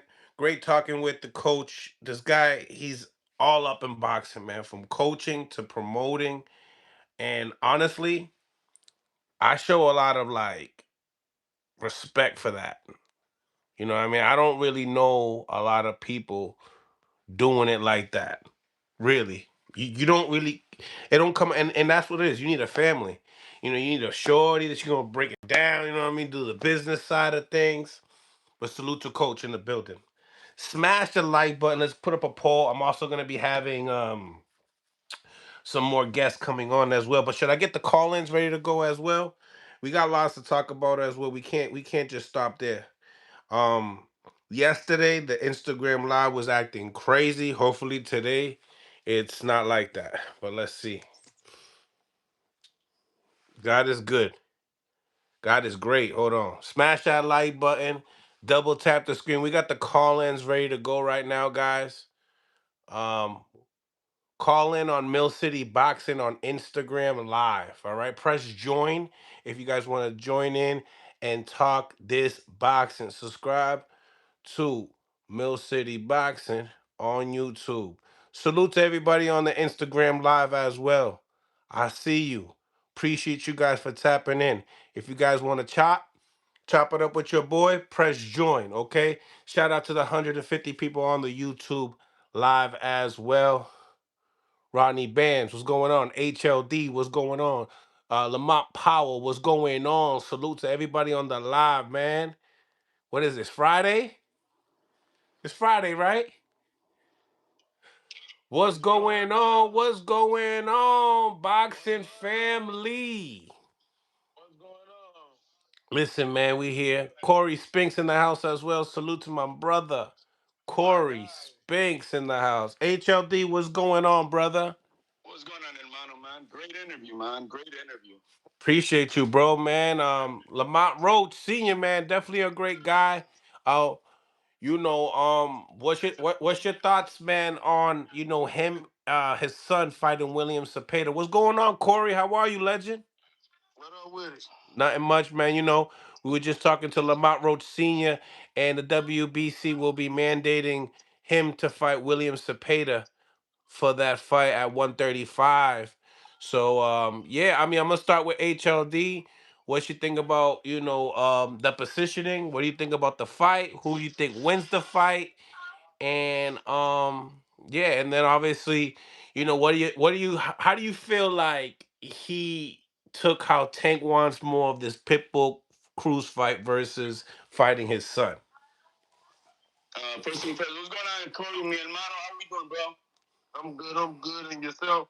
Good, my friend. Good. As always, man. Blessing to hear you. Hey, so I mean, look, man. I don't know why are we still talking about Tank? He's coming back, brother. He's coming back. Bro, he got problems, bro. And so he gets that ankle bracelet off. We can't be talking about that dude, bro. In that order. In that order. Corey Spinks drops the mic with HLD. Dale Here's HLD. the opportunity. The opportunity, oh man, it's great opportunity, man. I think they're gonna make more noise and they're gonna be able to rumble at 135. I think that's the division for them. They gotta handle their business though. They really do. Zepeda's no joke. They gotta handle their business. I think they're capable of doing it. I think what they've done in the last few fights has proven it that they can step up with the big dogs and make it what it is, especially after whooping Tank's ass. So hold up, stop though. That ain't listen. Talk to him. Man, I'm man. Look, I ain't gonna need cap, bro. I'm going with some paid on this one. Oh! Yo, City, my guy. Corey, what up, though? Wait a minute. Corey. You know what? Corey, you know what we proving right now? Yeah. That we ain't biased for that. We're not on code, man. I'm going for the black guy. You going for the Spanish guy. See how we No. We not on code. We just pick what it is. No, it's a difference. I'm not going for him, bro. So you think he's gonna win? Wait, hold on. So which fight are we talking about that you think Corey has? Who? He's got Zepeda. I mean, that's not a bad pick. Well, that's what I'm saying, and I think Roach is gonna go. Is gonna. Look. Listen. This is why I'm saying. I'm not saying I'm going for him, but I'm keeping it 100 in boxing. You know what I'm saying? I see like Lamont Roach have problems with people that stays in his face. And listen, it ain't gonna be a Pitbull Cruz because he's gonna throw way more punches than Pitbull. I mean, listen. He more calculated than Pitbull too. Yeah, I don't believe that. I don't believe that if he loses this fight, you could, that the opportunity with Tank after he fight Pitbull. No. See, y'all comparing it to Tank. With Tank, listen, they're from the same area. Real. They know each other. They know each other. They know each other well. So they basically cut from the same background. I know. They cut from the same background. But when he fights someone that's not of the DMV area, he have problems. He lost to what's the guy name? He got a draw with Pitbull. No, I know Pitbull. He lost to Jamel Herring. Jamel Harrington, bro. Yeah, I know, but the point I was making. The point I was making is that he was what? If he doesn't, Corey. No, but look what happened with Pitbull. Hold on. Let me say what I'm saying real quick. I'm saying that if Lamont doesn't beat him, the opportunity with Tank is no longer going to be there. Oh yeah, that's absolutely not. Listen, look, man, I'm telling you, man, they know what they doing, man. They see something, bro. I'm telling you, bro. He ain't Shakur, so he ain't finna be moving everywhere. He ain't got terrific head movement like that. I mean, he does. Listen, the one thing about Lamont, you can definitely say, he don't duck no smoke. You know what I mean? He's definitely here for the opportunity. He can't listen. He can't afford this. He can't afford to duck no smoke. But that's the thing. But at the same time, too, he has to make this a fight that he actually wins. Very convincing. It can't be close. Hit the like button, y'all. This gonna be tough as shit, bro. Absolutely, I agree with you. No, it's not a walking apart. And when I'm saying that I got Roach because I think he's got better experience with better fighters overall. I don't know, man. This is gonna be tough, bro. It's a tough fight. In the back end of the fight with Pitbull, you can see where Lamont actually started to box rather than trying to stay in the inside and go punch. Wait a minute. William Zepeda got a hell of a resume. Hold on. Let me backtrack that one. He was getting hit with bricks. He's already hit with bricks, bro. Stop that. With Zepeda, we know that Zepeda is a whole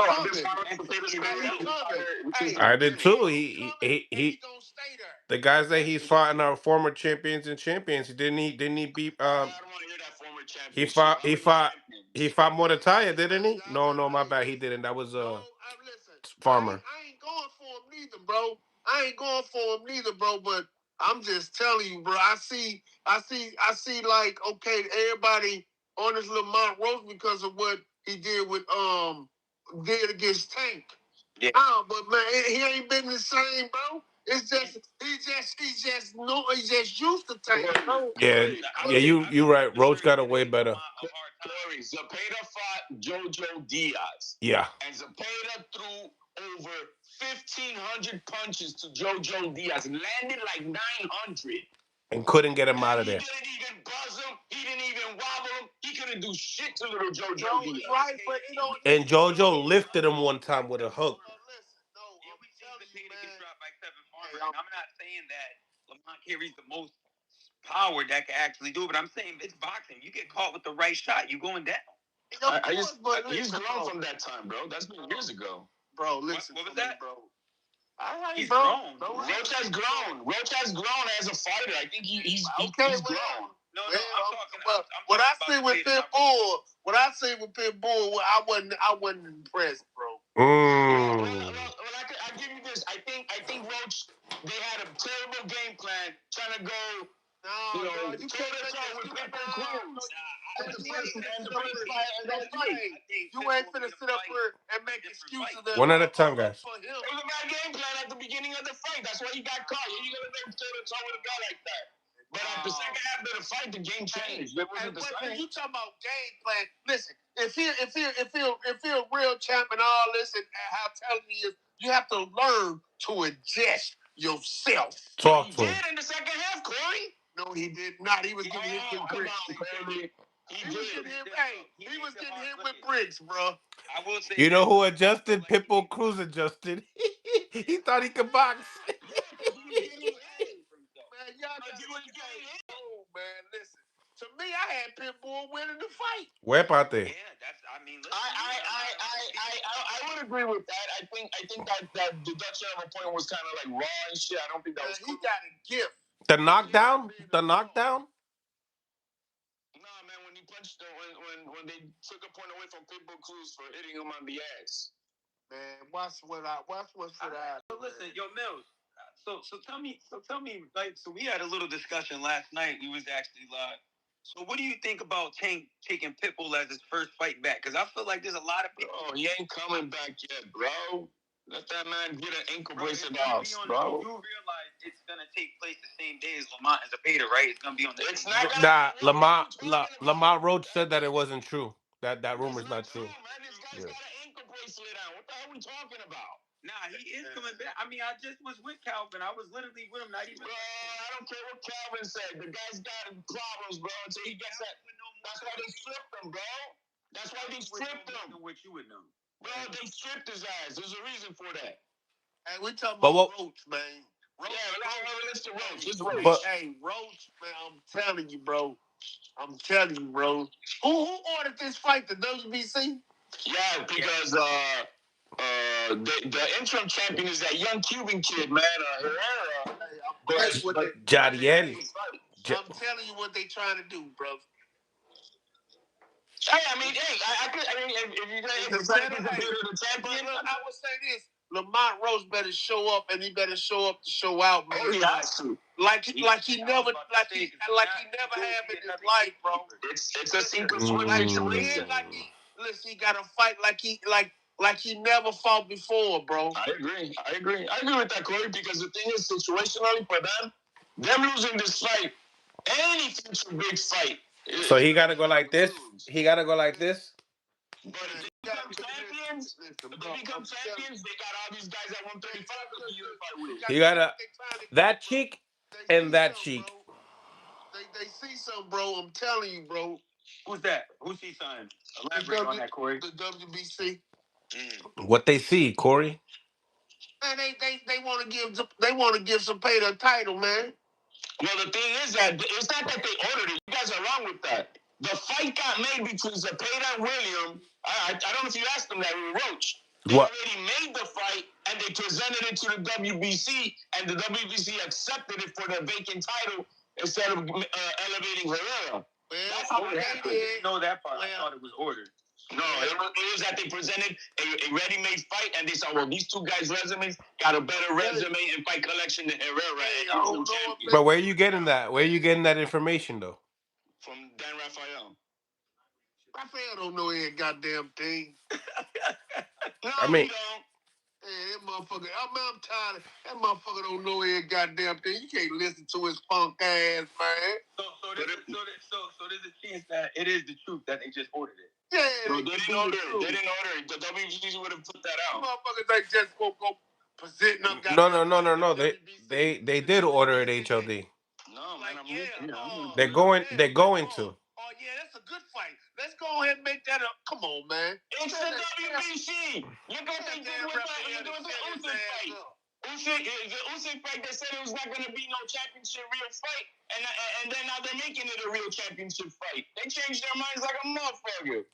Man, I tell you, that's a dangerous fucking fight, bro. It is. I'm not going to say it's not. I would say definitely for Lamont, because as we know, you know that Zepeda's going to show up. He got problems with pressure fighters, man. I'm telling you. Sure, I wouldn't mind. listen, if he try to box, he ain't gonna throw enough punches.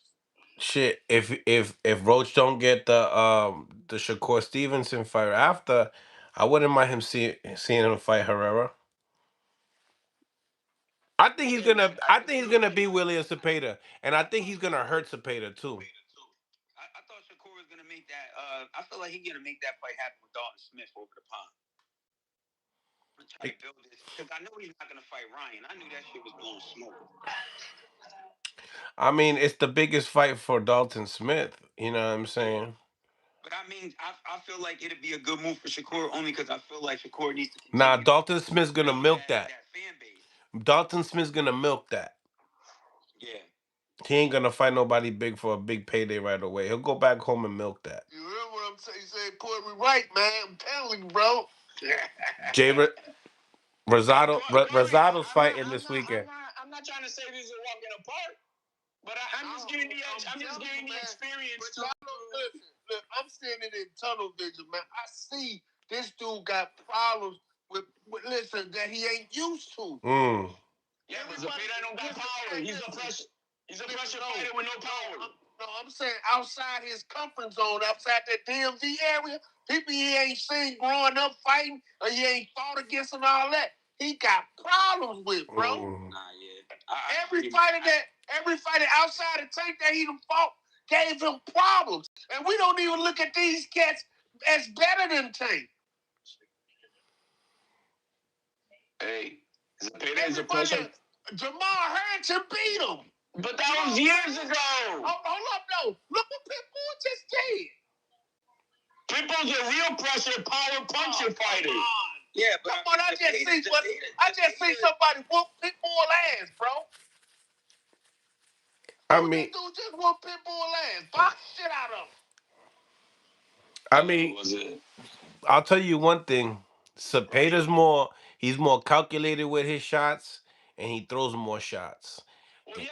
Man, hey, he finna beat that man, Paul. He finna beat Roach ass, man. Yo, but man, I'm not gonna lie. As a combination fighter, he has a great selection and placement of where he throws his shots as well. Even in between all those combinations, he's still throwing stabs to the body. Hey, but look, he's seen it with the core. And check this out. He ain't got terrific head movement.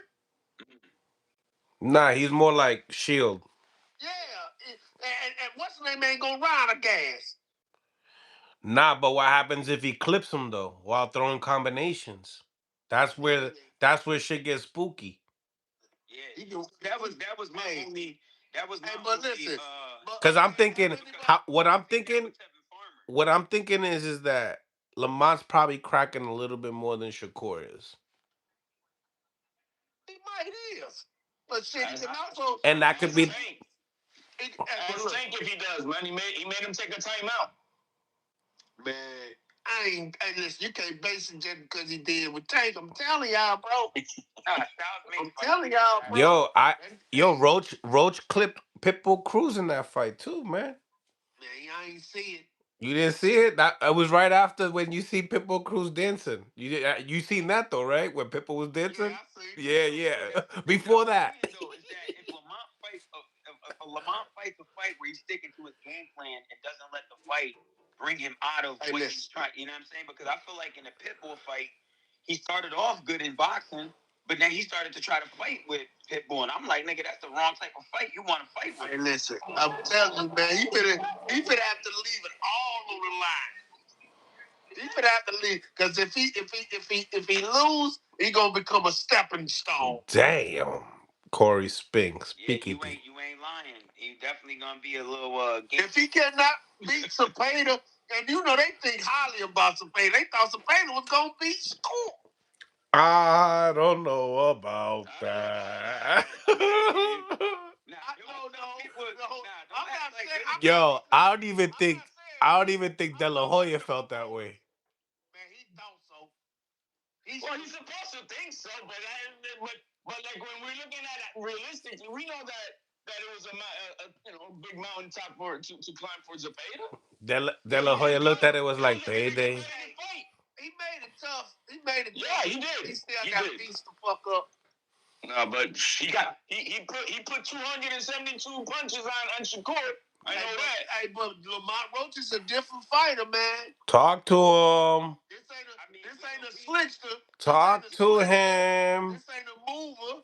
You know what I'm saying? He don't possess the same defense as Shakur. At all. But Shakur wasn't running in that fight either, though. So we gotta, but I mean, at the same time, too, though, Shakur was still doing a lot of great things defensively.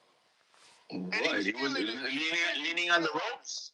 Yeah, listen, you could say that. But it's not. I'm saying it because it's what I saw, leaning on the ropes. Back and watch that fight. Hey, but look, if you go back and watch that fight, that he was defensively sound in that shoulder rope. What about that left hand, HLD?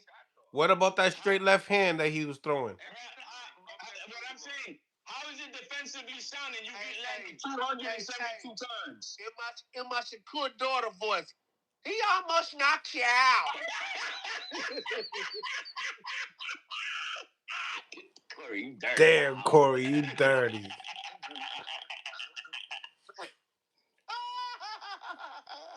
Nasty work. And I thought, and I ain't gonna lie to you, I thought Shakur was doing a lot of great things to break Zepeda down. After that 6 or 7 rounds, Zepeda's output wasn't the same. Hey, you heard what Shakur said? Girl, no, he didn't, girl. Well, you crazy. He almost knocked you out. He buzzed him. He did buzz him. He did buzz him. Not buzz him, but he rocked him. He rocked him momentarily. He did. Because listen, if Zepeda already punching and he don't stop. Shakur was good. I'm telling you, man, he ain't a sharpshooter like Shakur. Nah, I agree. Nah. He's not a sharpshooter like Shakur. I see the fight, man. This finna be tougher. This finna be tougher than Pitbull. See, the thing about it is that this fight can also gotta do with who got the better chin in the fight too. You know, because I see what you're saying. I see what you're saying, Corey. He's not as sharp as of a puncher as Shakur, right? But in the same time, his chin insurance gotta be more lethal than Shakur because he's comfortable to be in that pocket and he's gotten hit by Pitbull Cruz flush. And he took some Tank Davis shots too. Hey, I'm telling you, relentless pressure. I don't know, Corey. I mean, it's still a fight. I don't see it. So what are we talking? 80-20, 60-40, like, or you just think 50-50? 50-50. Oh, okay. Yeah, that's what I'm cool with that. Yeah, word. Because I think 50-50, then it's still a fight. You know what I mean? Yeah, it's a fight. It's about whoever gonna show up.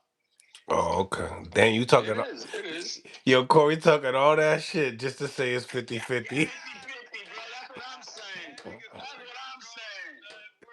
Yo, he didn't even hit me with like no 40, 45, 55, nothing. It's a dangerous fight, man. It's gonna be like 80-10. No, I'm saying like you can't give one of them the edge is off top, but you heard what I said. Don't backpedal now, Corey.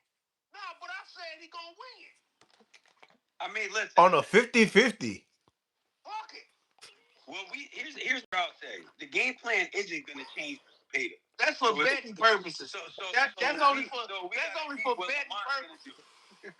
That's only for betting purposes. Got you, Corey. But real deal, I gotta win the Okay. fight. Betting purposes. Betting for betting purposes. Bet responsibly, ladies and gentlemen. That's what I'm saying. Bet responsibly. You know where that money going on. Dude. But no, man, for real, man. I see him beating on Roach. It's like that, huh? Hit the like button, yo. We got over 100 people on the YouTube. Hit the like button. Don't be shy, man. Ring the doorbell before coming in. Let's go. But if they win, they got a good lane with a lot of good unification fights at 135. Same thing with Zepeda. For either one of these guys, it's a big, big moment in the careers. I'm licking, bro. Something happening to Roach, man. Hey, man, it's a fight game, Corey. It's a fight game. It won't be the same, bro. If we talking about somebody testing him, it won't be the same. He won't be the same. But hey, that's a fight game. I mean, what else is he gonna do? I mean, he's fighting for a belt. That's great. Cause I didn't see the light like when he fought Tank. He had a certain light about him. That light was damn down, bro. Well, I mean, yo, Corey. So we also know that with him and Tank, they have shared the ring even outside of those amateur fights. My point exactly. You know what I'm saying? We know they share the ring even outside of those amateur fights and being in training camps and everything with Tank. But listen, my point exactly. With everybody else that know how to fight, he don't show that same kind of competitiveness. What we looking for? Man, he lost to Jamal Harrington, bro.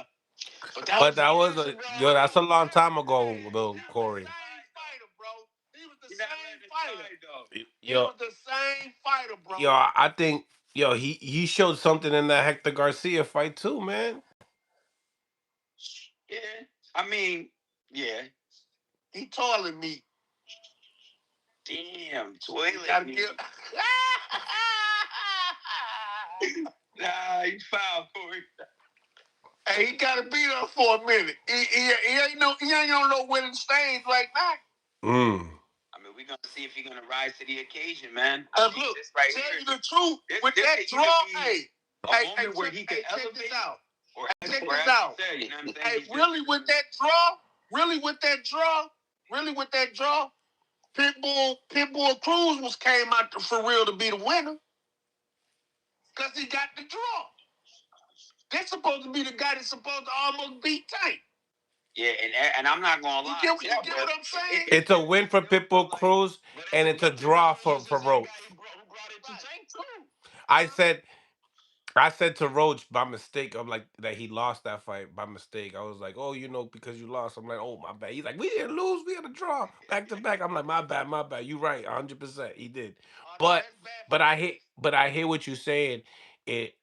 The draw though, that's why I asked him in a question, does the draw bring your stock up in this fight or does it stay the same? Does it lower it?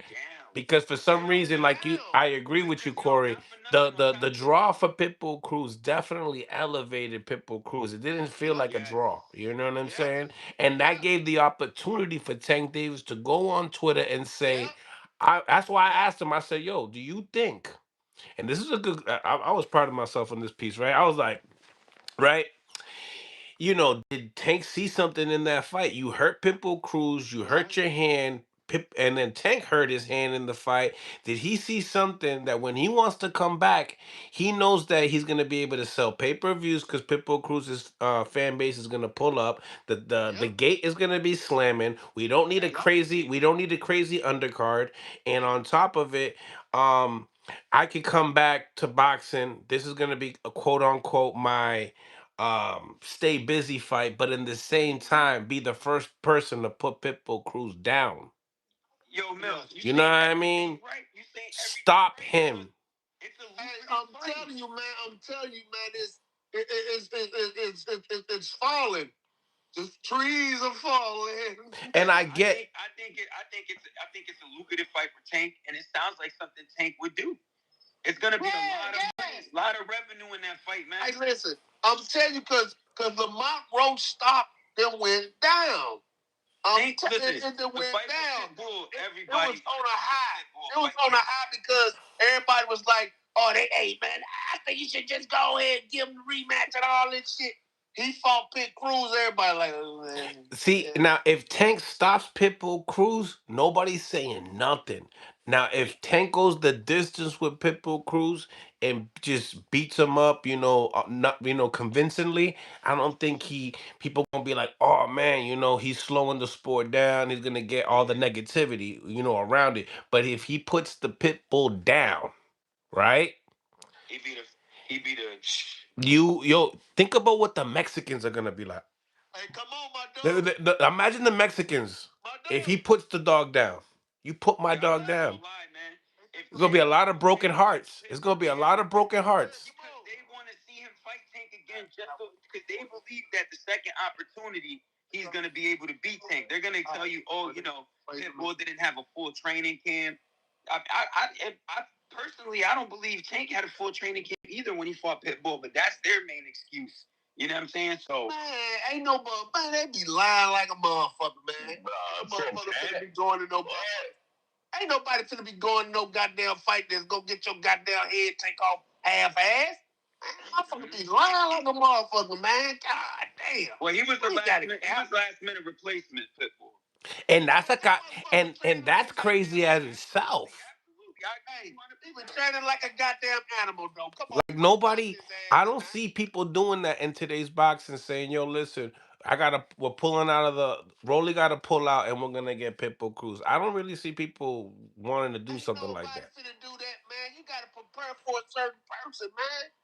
You got to prepare. You ain't finna be jumping your ass the gun at the last minute. Now you gotta get ready for a whole nother different goddamn style. Talk to him.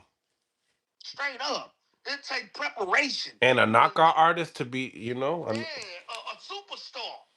Come on now. He ain't taking moves like that. That's too damn risky. you know what it is? I'm not gonna be biased about the situation because I went to LA and I went to the Crawford fight with Madrimov. Pitbull Cruz was fighting Ryu. I never seen nobody I seen Crawford walking around. He didn't have a fan base that was just trying to glue. The only one I seen was Pitbull Cruz. I seen I seen about 30 Mexicans just going around him, walking wherever he goes. I never seen nobody in. the Mexican community, bro. He's a superstar. So I'm not gonna be biased to say nobody wants to see it because that's not true. That's a fight. It wasn't a good fight for him, right? Hey, the Pitbull Cruz has security. Right. Shit like Devin ain't even playing. That dude said no business that night, bro. Ryo put on a performance. Damn right. He started no business. He was putting them bricks on Pitbull ass. Looked like Pitbull. He was trying to box. Fuck me up. I'm like, this motherfucker get in with them. Like he get in with them bricks. Stuck to it. He get in with them bricks. He was getting in with this bricks. His little short ass go try to box. Think about it, right? Ryu goes out, beats him, right, on a turkey card, and now you see Pitbull Cruz possibly getting the Tank Davis fight, while you got Ryu Valenzuela being one of the big names of Zuffa boxing. Dang. But it's crazy because Ryo also took a crazy loss after that with Gary. Hey man, you know what I just seen? You know what I just seen? Why is Max Room and Zuffa going back and forth? You know they got Conor Benn, so Eddie Hearns go sign the heavyweight champion on UFC, bro. And now he has a goddamn talent agency. Like, what the hell's going on in boxing? You know, that he go sign the UFC heavyweight champion. and then they go out and say that Ngannou is off of his PDL contract. I don't know if I'm saying that right, but basically insinuating that be in the lookout for a big announcement type of deal. Man, that's crazy. I mean, if you really think about it, man, these UFC fighters never really got their fair share, man. In money. So what? So now Eddie Hearn goes and plays with the UFC money? No, Let me try to mess up your organization over here with a talent agency. Ay bendito. He's trying to get money over here, so why can't we get money over there? They doing something. They messing with each other, man. Whoa, pause like that? Just kidding. Hey, could be. You know how they swing. Oh man, Corey. In that order. No pause. Word too, though, man. I ain't gonna hold you, man. I thought Hold the pause. I thought we can't. No, you gotta let it go and throw it in the trash. Hey, come on now. So now we're gonna be this weekend, guys. Our first Zuffa championship title fight. Are you guys excited? Do you feel it in the air? Talk to me. Who fighting? Damn, like that, Corey Jayo Pataya. He's yeah. Okay. Who he fighting? Yeah, I haven't. fighting a guy that has almost 6 losses. Man, please. He just yo HLD. I just seen that they asked him about David Benavidez and Zordo, and he said something about that's just not realistic. This Super Boxing ain't nothing but ESPN too, bro. Nah, ESPN got the ladies now. They don't want nothing to do with men boxing. I'm talking about from back in the day. That's the type of fear you don't know who fighting. You just want to see the fight. Yeah, man. Even off the first one, when they hit the one with Jalil Hackett, that's what I was giving. It was they got. I know that first. They're new guys. They're not. And that first call was ridiculous. That shouldn't even been put on TV, bro. They are just right now putting their name out. We can't. We're not expect. They're not expecting to try to make a big splash and none of that shit. All they're doing is they got signed by Paramount. They got their money. They're gonna be putting up cards, and that's it. And hey, it's for free, bro. Hey, that was wrong. I mean, if you got Paramount. Nah, I don't get down what you say. That was wrong for what the fuck they did that first fight, bro. You see the main event? That was ridiculous. Callum Walsh versus Ocampo. But correct me if I'm wrong, but Regis and Connor Benn. That's gonna be Zuffa, right? Yes, with the collaboration with. Speaking of Zuffa, right, guys? Let's ask some questions to Jalil Hackett. He's gonna be jumping on right now. Okay. All right. So we're gonna do a little interview tip. Have him join the show. He obviously started. Hey, I got to stand by right. I got clients with my guys. All right. What's going on, Jalil? Come on, lay on, All right, brother.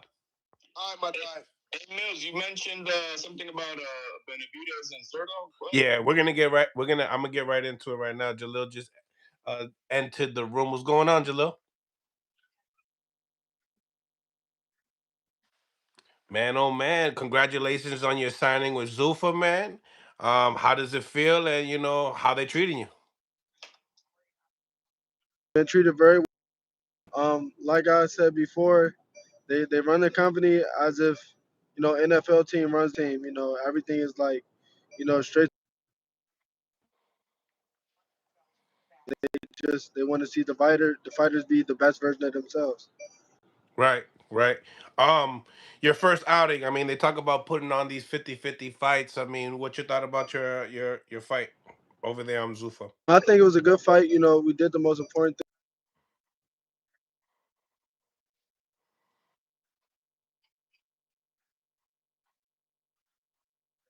I mean, what do you think of what did you learn about that performance? I mean, you went the distance on that fight.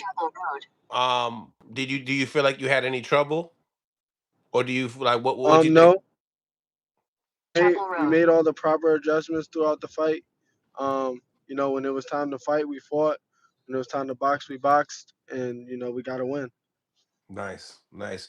Um, Congratulations on the Mercedes. I see you. You know what I mean? I see you with the Benzies. You got the Benz, right? Yes, sir. Yes, sir. Come on now, man. Come on. Now, congrats, man. That's nice. The Zuffa boxing check. As soon as you get the check, you get the car, huh? Man, it's just the fruits of your labor. That's all. We us fighters, we go out there, we put our life on the line. We really give up a lot to do what we love and give the fans a show. So I feel like I deserve it. So treating myself a little bit. Yeah, yeah. It seemed like you was compensated well. I was talking to your dad about it. He said that one of the highest paid so far from that last performance. No, for So sure, definitely. congratulations. Like a lot of stigma that people are talking about it, you know what I mean? Because of the belt situation. Everyone's goal is to be a world champion, but they don't want to identify with all the sanctioning bodies. But with you, I mean, I was even on your Instagram live the other day and I said, yo, Zuffa champion. You're like, yeah, I'm gonna get one of those. But in the same time, where's your motivation on trying to get, some of the other belts? And do you have that opportunity to get some of those other belts being in Zuffa boxing? As of right now, the main, because we just gotta be realistic. It feels like yesterday I just turned pro. I turned pro when I was 17, but it feels like it was a few weeks ago. And now I'll be 23 in a few months. I'm gonna look up again, and I'm gonna be damn near 30. I don't want to be 30 chasing some belts with no money. I'd rather be 30 saying, I got some money invested in the right places. I got a few properties. I own me a few vehicles that I like, and I can say I'm relatively comfortable at nearly 30 compared to I'm doing just good enough. But hey, I'm a world champion. Nah, if I got to pick between the two, I'm gonna be stable because boxing don't last forever, and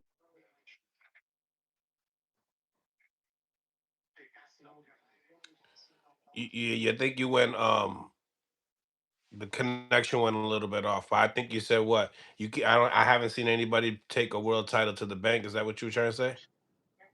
correct. That's what I said. Okay, okay. That's what's up. Obviously, their first title fight's happening this week with Jairo Bataya. I mean, what's your thoughts on it? And when you said that, you feel like you just turned pro. Do you feel like the promotion that you've been getting on Zoof? I mean, you've been, with Mayweather Promotions. You fought on the Zone. You fought on PBC. I mean, what are you saying? Something that like the promotion is different? I mean, when you say pro, I feel like I'm in my pro debut. What do you mean by that? I mean, as far as like everything is like it's like an NFL team. Like everybody's saying, like, oh, they don't wear no uniform. They don't get to make custom outfits. Like they got us in set clothes. Like if you show up to an NFL game and your shirt untucked, they'll fine you. So but those guys they get compensated for that. They get paid a nice bit of money to follow the rules, but also do what they love. So it's give and take. You giving up a little bit of style for a lot more money. And if you've seen the media day for Jaya Bataya, I said Jaya Bataya. Yeah, I know I want tripping. Jaya Bataya and Glanton, they're starting to add a little bit of flair to it. You see their shorts had a little bit of uniqueness to it. It'll happen over time. You know, so like I said, I'm really enjoying it over here at Zufa, and I just can't wait to see what's next. You moved up a weight class as well. Moved up to 160. How do you feel at 160? I feel good. Feel good. This last camp weight cut was real good. Also, another huge shout out to not only Zufa but the UFC Performance Institute. They made the fight week very very easy. They made the weight cut very very easy because the people there they're professionals. They study the body for a living. So they made the process much less stressful. It, there's healthcare involved in Zufa for the fighters. Yes, absolutely. In the event that you're injured during camp or anytime realistically, you notify them, and you'll be fully covered by Zufa. Mm. That's good. That's great news. Now, as far as you per se, do you feel like being a Zufa? Like, do you feel like you will be that next Zufa champion at 160?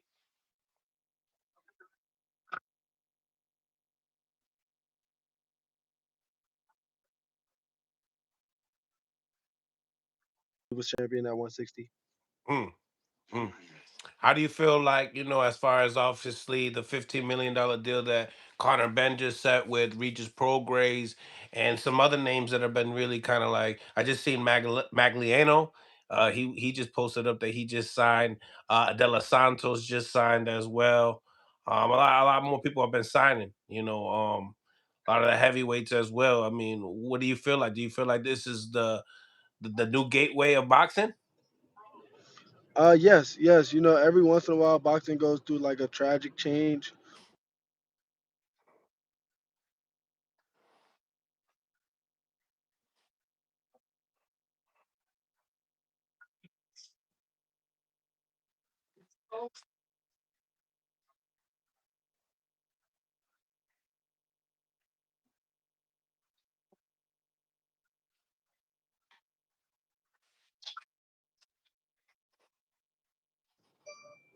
Not enjoy the process as much as others. What made you say yes, as far as signing the contract and say yeah? Like obviously, was it easy to do? Was it something that was a no-brainer to you? What was your thoughts on why you pulled the plug?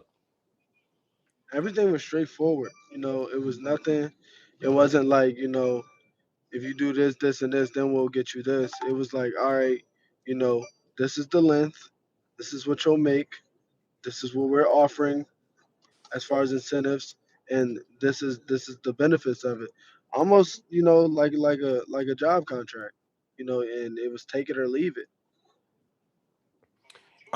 Is there how many years you got with them? I'll be with them for a while. Let's just say that. So that means that's good. That means you're happy.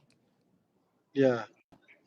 Yeah, he's like the way you said it was like no promoters matching this shit right now, dog. That's why I like it. I like it good. And the proof is really in the pudding. Like, guys are signing left and right, big name guys, not just younger fighters, is older fighters who are like in the prime of their careers that are signing with Zufa. So, you know, like I say with anything, only time will tell. And it's like big bank take little bank. I mean, you got like Regis Prograis at the end of the day. He's signed to De La Hoya, and he's fighting Conor Ben on the Zuffa. So it's like you're gonna see a lot of those names that you said that they'll come in there with a one fight deal type of deal just to fight you guys on the roster. Nah, for sure. And after a while, those guys that are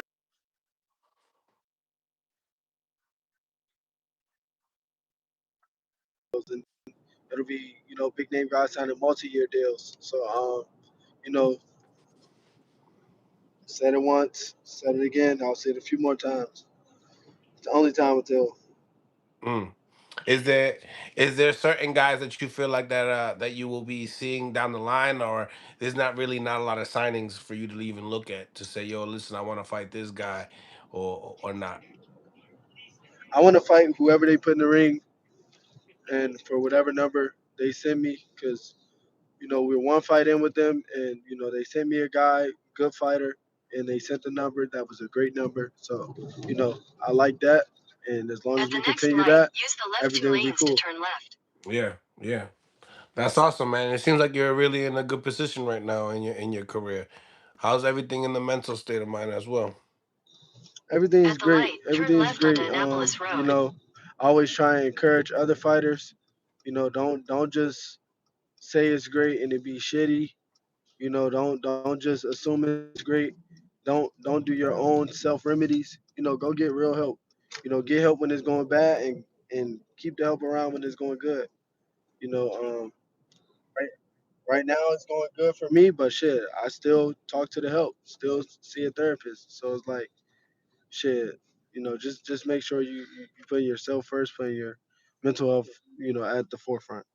And obviously, you've been around for a while, right? Because you were signed young with Floyd, but in the same time, do you feel like have you had a lot of other fighters talk about ask some advice? Hey, listen, I'm thinking about joining Zuffa. Has that even came about? You being a mentor to some of the other guys. Yeah, a mentor, and my peers, guys that I came up with, guys that are a little older, just asking like what's my thoughts on Zufa, how do I really feel about Zufa, like off the record, and everything I say on the record is identical to off the record. It's really about the fighter. If the fighter is one of those guys that's willing to fight, he's not gonna turn down fights, and he trying to get paid, then he need to come to Zufa.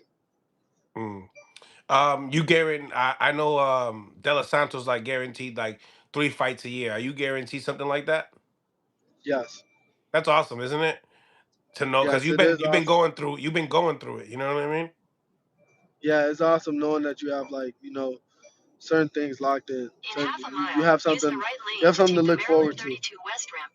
Yeah, 100%, 100%. This is awesome though, man.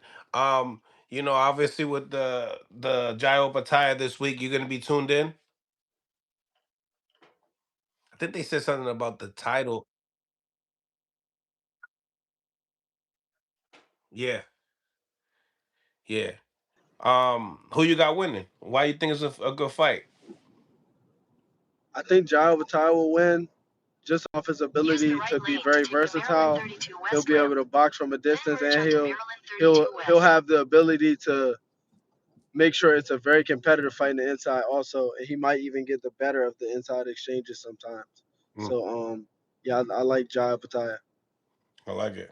I like it. Um, the 160 division, man. I mean, this puts this is different, right, for you, right? Because now like you don't even you're not looking at any of the champions. You're just looking at it as like whoever you put in front of me, I'm a fight. So you feel like this is kind of like I don't know, like more of a different type of a sport. I mean, it's a league. Does it feel like a league in your eyes? Yeah, yeah, a little. And at the time where you're calling out this fighter, calling out that fighter, it's like a dog barking up a tree at a squirrel. Because it's like at the end of the day, if the powers that be don't want you to fight that guy, you're not fighting them. And the only real reason that guys call out champions is because they know when they become a champion, the money significantly increases. Whereas Zufa, the money's already good and the money only gets better. And it's only one top guy, the guy with the belt. The guy with the belt, he's going to make the most. And the rest of the guys, they're going to make great money. And they just going to have to keep fighting until they get to the title. And I bet like being a Zufa champion is probably gonna be really worth it. Once you got the title, because the money that you're gonna make, I'm sure they're trying to obviously make a statement when it comes down to that as well. So defending the championship belt and stuff like that, you guys should probably get paid really well to do that. No, absolutely. And once like I said, a lot of this stuff is in writing, and they, the guys over at Zufa, they're affirming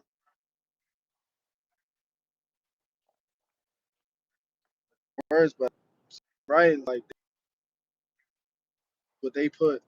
So pay scale, guys that are coming over to Zufa now, they doing the right thing, and guys that wait too late, might not be the same when they get here. So they, hey, sound like a broken record, but only time will tell. 100%, man. I mean, talk to me. What do you think about some of these divisions that are happening around your way? I mean, some of the fights that are possibly now, I remember you once upon a time wanted that Xander Zayas fight. I mean, now he's a two division champion. You got Josh Kelly in the mix now.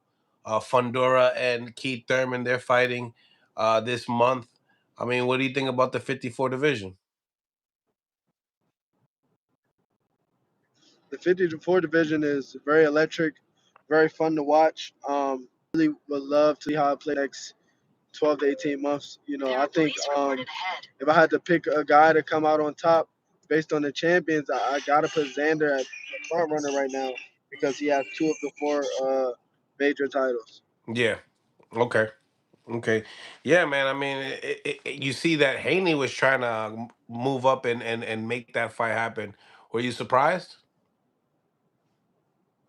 No, because despite us having our differences, Devin is one of those guys that is willing to fight whoever, whenever. We ain't never heard about Devin turning down no fights. So yeah, that's very very expected of Devin. Mm-hmm. Mm-hmm. Yeah. And now, when we talk about him, now he's talking about fighting Rolly right now. Um, that's good. 47 is a hot division as well. I mean, what's your favorite? If I had to pick a division as a fan to watch right now, is actually the 140-pound division. The 140-pound division is very, very stacked. We can potentially get a lot of good fights out of that division. You got Shakur Stevenson, Lamont Roach, William Zepeda, Gary Antoine Russell, um, Alberto Pollo, like a lot of good names at 140. A lot of good fights to be made. Mm-hmm. What do you think about your the OG Mayweather coming back to fight Pacquiao, Tyson, and a couple other what's about exhibition fights? It's like it's like a money heist, and It's a stick up.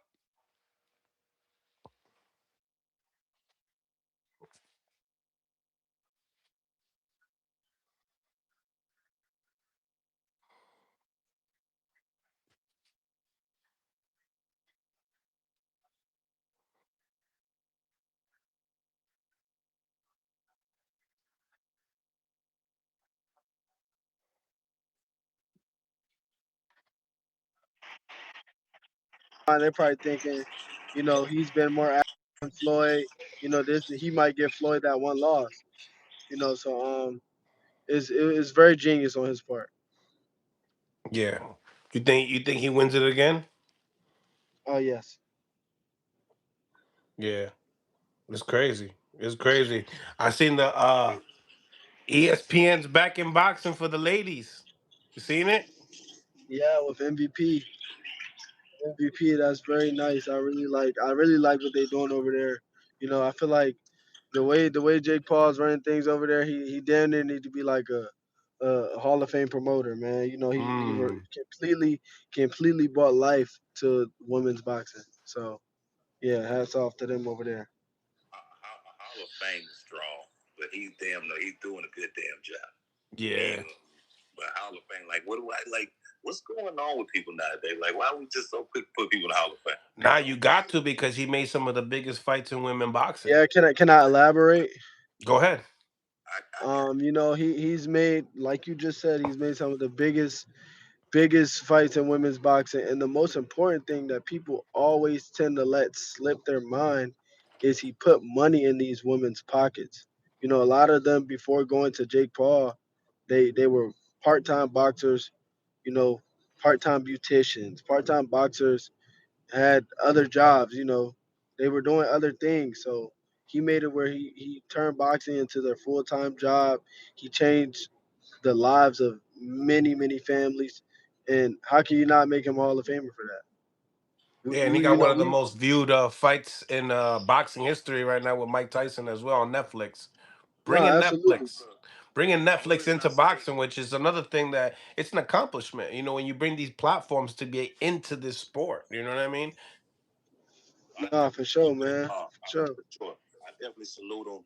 Only reason I say not Hall of Fame yet because Hall of Fame is like body of work overtime. You know what I'm saying? Yes, he started off initially. He had 2 good seasons, MVP seasons. You know what I'm saying? Top level. But let's see what it looked like 10 years down the line, 15 years down the line. Yeah, let's just leave it at he's on the right. Let's just leave it at he's on the right path towards the Hall of Fame. Absolutely. I agree with you. I agree with you after elaborating like that. I feel like we can say he's on the right path towards becoming the Hall of Famer. For sure. Yeah, yeah, 100%. I agree on it. I agree. Um, yeah, man. And then obviously we seen Ryan Garcia beat Barrios, and it seems like we're not gonna get that rematch with Devin Haney and Ryan Garcia anytime soon. Um, you know, what you think about Ryan now that he's a world champion? It just doubles down on the whole Zuffa thing for me, and the way I put it together in my head. Ryan has been in the spotlight in boxing for a long time now. He's been making very good money in boxing for a long time based off of popularity, not his world ranking. So him just becoming a world champion really was more so for himself, like a bucket list thing. It wasn't really a financial gain or financial. If anything, it might be a financial loss. We seen the WBC strip someone for not paying sanctioning fees. So yeah, it was really more or less might have been a bucket list thing for him. So Shakur vacated. He didn't get stripped. He did not get stripped. yeah, because if he didn't vacate, he would be required to pay an outrageous number for sanctioning fees. Correct. Correct. Yeah, So so it's like crazy. it's like the FBI telling you we're gonna come lock you up at your kid's birthday party, or you can come turn yourself in. Either way, you're gonna end up locked up. It's either you get locked up in front of your kids and look bad, or you drive yourself to the station and turn yourself in. Either way, you end up locked up.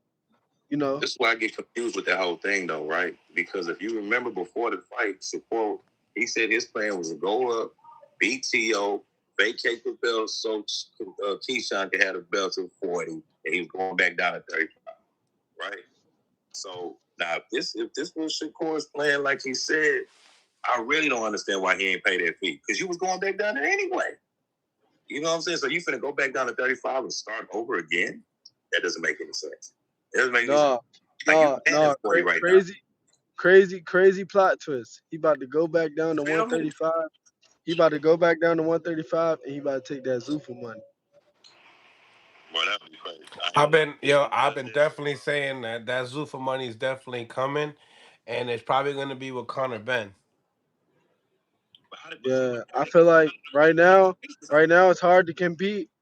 It's hard to compete with some guys who can bust a pipe in the ground and pull the money out the ground. You can't compete with that, Now, So big question here, right? Because me and Greg was talking about this shit on our last show. That you got Conor Ben fighting Regis Prograis at 150 pounds. They're considered guys that Zuffa's supposed to be coming in doing the 50-50 fights. Greg and I said, so why isn't Conor Ben fighting Jalil Hackett instead? What do you think about that fight with Conor Ben, Regis Prograis at 150 pounds, and truthfully, do you feel like that is a 50-50 fight um, Regis Progress is a tough night out for anybody. for You sure? know, Two-time he's not champion. coming. He's not coming in there to lay down. You're not gonna have to go find him. He coming to find you, and he gonna be there to fight. Conor Ben is one of those guys that if you there to fight, he's gonna be there to fight too. So Well, was he there? Was he trying to get Jojo Diaz like that, or was Jojo Diaz trying to get him? I think it was a situation of it was a good fighter in there with another good fighter, and he just was getting the best of Regis. That's all. Okay, okay. Maybe they see something in that fight, like, oh man, you might have gotten buzzed by a guy that started his career at 122, and if I get a hold of you, we're gonna try to make a highlight reel out of it and make it a big, big, big signing type of deal with big drama. Yeah, I think it'll be a very interesting fight. Um, I don't think it'll be a situation where we're like, damn, he completely whitewashed Regis Progress.